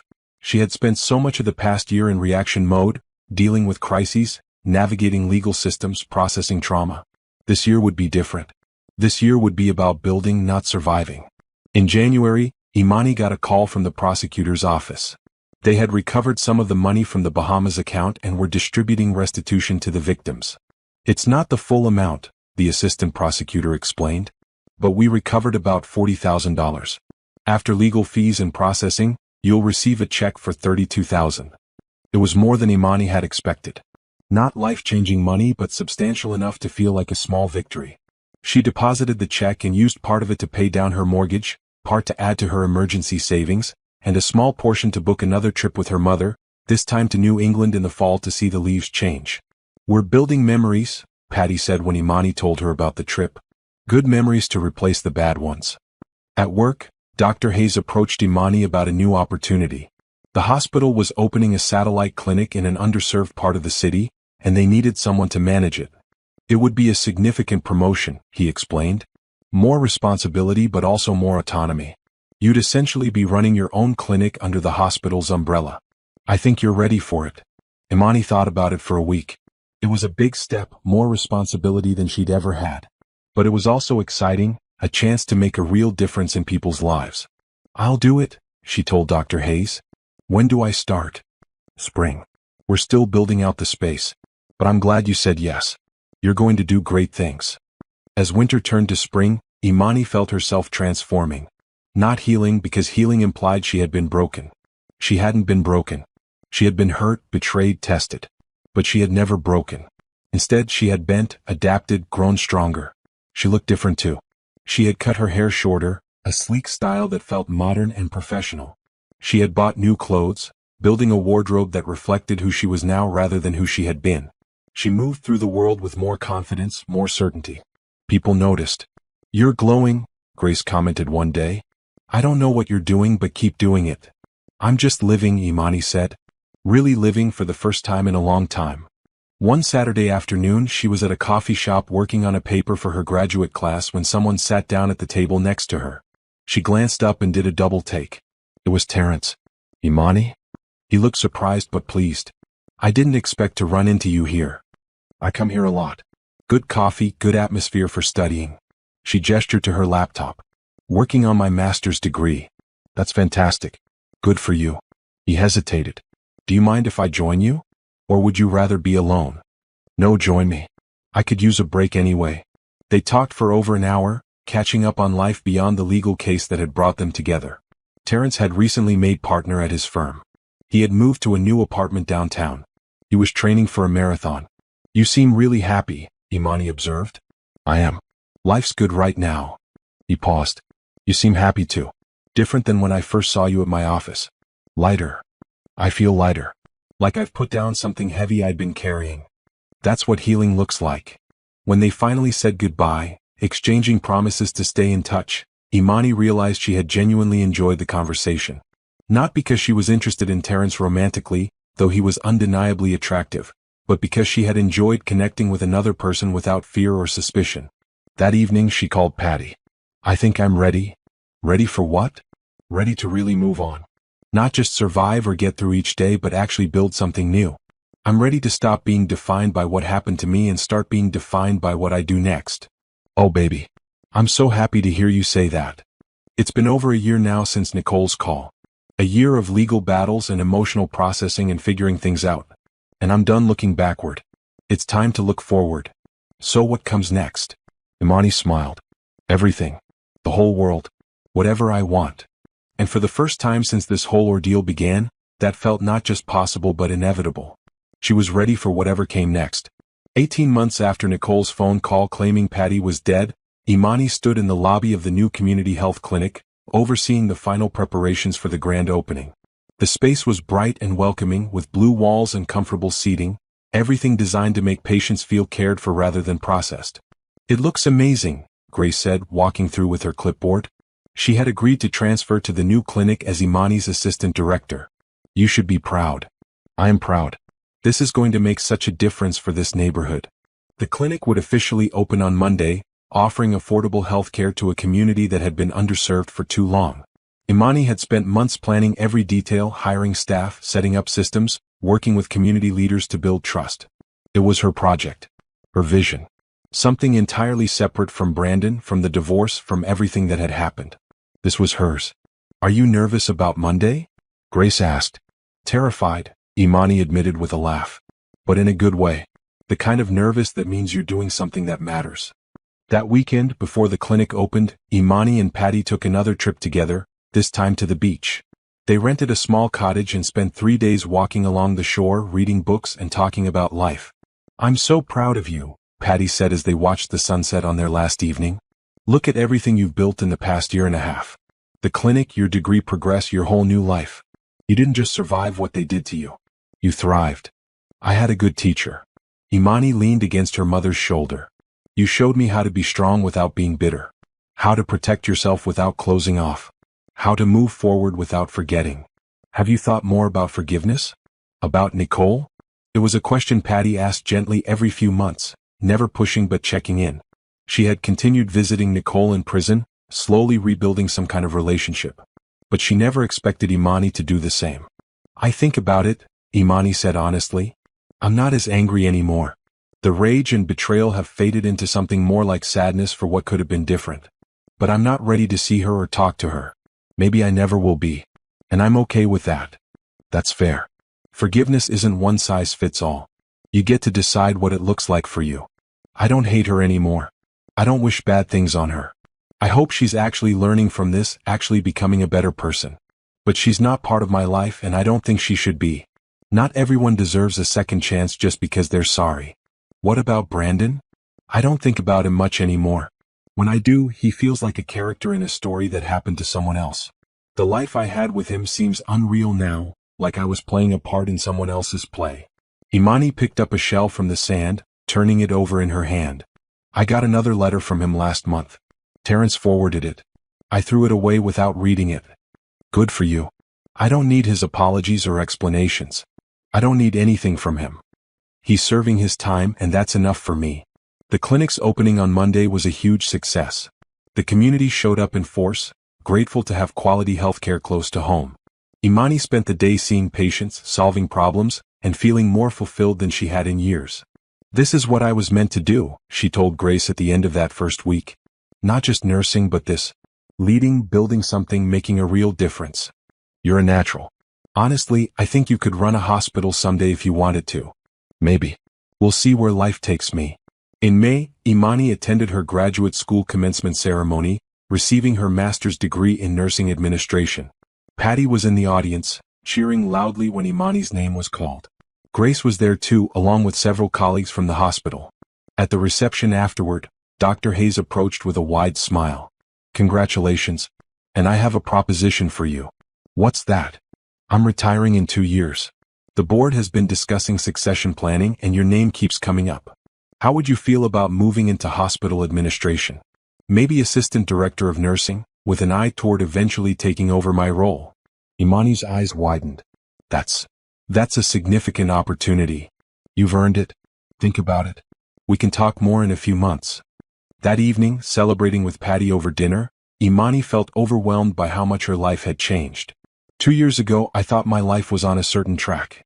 Marriage, maybe kids eventually, Brandon's career advancing, me supporting from behind.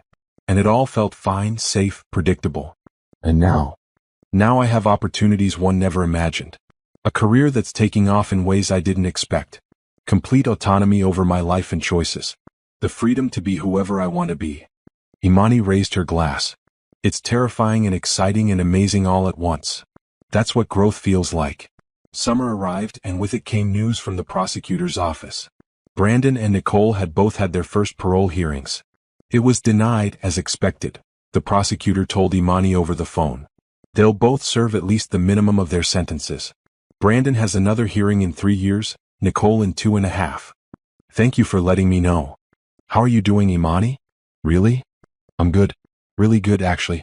I think this is the last time we'll need to talk unless something changes dramatically. I'm glad. You took an impossible situation and came out stronger. That's not easy to do. After hanging up, Imani realized she felt nothing about the parole denial. Not relief, not satisfaction, not anything. Brandon and Nicole had become footnotes in her story, not the main characters. They would serve their time and she would live her life, and those two paths would never cross again. In August, Imani took a solo trip for the first time in her life. She flew to Portland, Oregon, rented a car, and drove along the coast for a week. She hiked through forests, ate seafood at tiny restaurants, watched the ocean from clifftops, and spent evenings journaling in her hotel room. I'm discovering myself, she wrote one night. Not the self I was with Brandon or the self I was after the betrayal, but the self I've always been underneath, the person I was meant to become.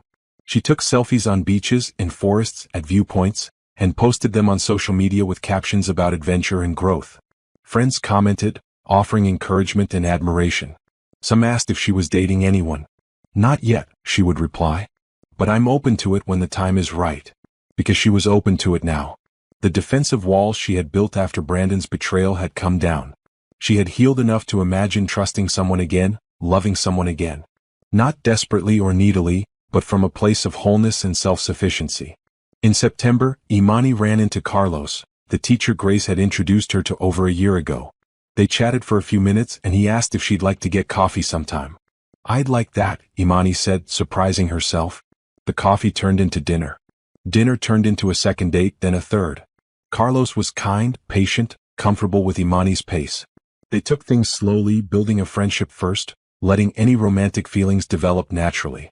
I like that you're not in a hurry, Carlos said one evening as they walked through a park. So many people rush into relationships trying to force something. You're different. I learned the hard way what happens when you don't really know someone before you commit to them, Imani said.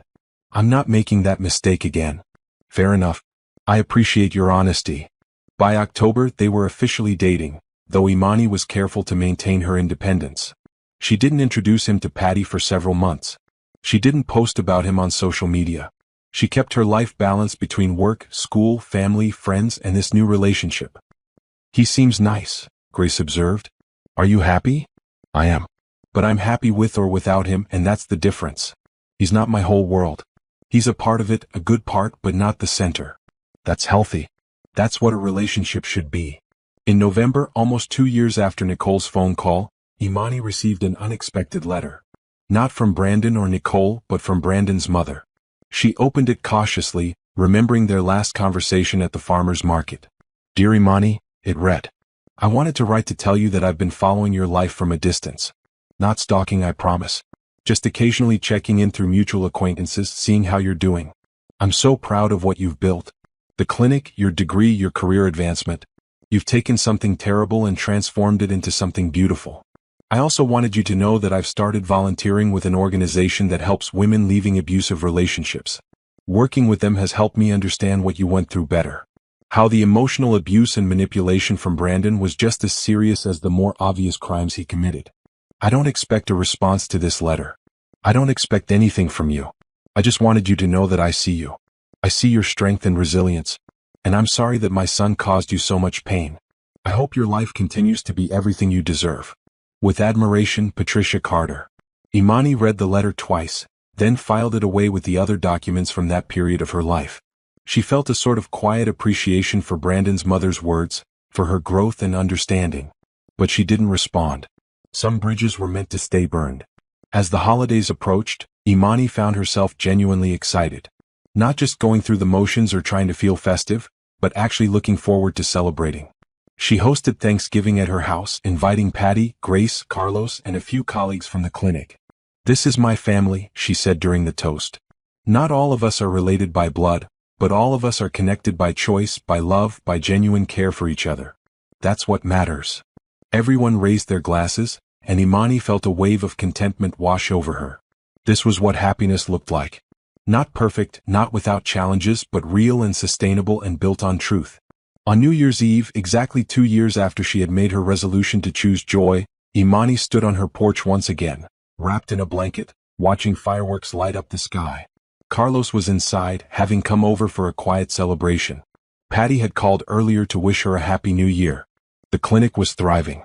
Her career was advancing. She had a master's degree, a beautiful home, genuine friendships, and the possibility of love with someone who saw and valued her. She thought about Nicole's phone call 2 years ago. About how that single moment had shattered her world and forced her to rebuild from scratch. About how terrifying and painful it had been, and how lost she had felt. And then she thought about who she was now. Stronger, wiser, more complete. Living a life that was entirely her own, built on her terms, reflecting her values and dreams. Nicole had said, "She left everything to me. You get nothing." But Nicole had been wrong. Patty hadn't left Imani nothing. She had left her something far more valuable than money or property. She had left her an example of strength and dignity. She had left her unconditional love and support. She had left her the space to discover who she was capable of becoming. And Imani's true inheritance wasn't material wealth. It was this, the knowledge that she could survive anything. The confidence that she was enough all by herself. The freedom to build a life that brought her joy. That was worth more than any amount of money Nicole or Brandon could have stolen. Imani smiled as the fireworks reached their crescendo, painting the sky in brilliant colors. She raised her glass to the night, to the year ahead, to herself. "To true inheritance," she whispered. "To everything that really matters." Behind her, Carlos opened the door. "You okay out here?" "I'm perfect," Imani said and meant it completely. "Come watch the fireworks with me." He wrapped his arms around her, and they stood together watching the sky light up, welcoming a new year and all the possibilities it held. Because this was her story now. Not Brandon's. Not Nicole's. Hers. And she was writing the next chapters exactly as she chose, with no one to answer to but herself, surrounded by people who truly loved her, doing work that mattered, and finally at peace with the beautiful, complicated, hard-won life she had built from the ashes of betrayal. Nicole had tried to take everything. But Imani had discovered that everything worth having couldn't be taken. It could only be earned, built, chosen, and claimed. And she had done all of that and more.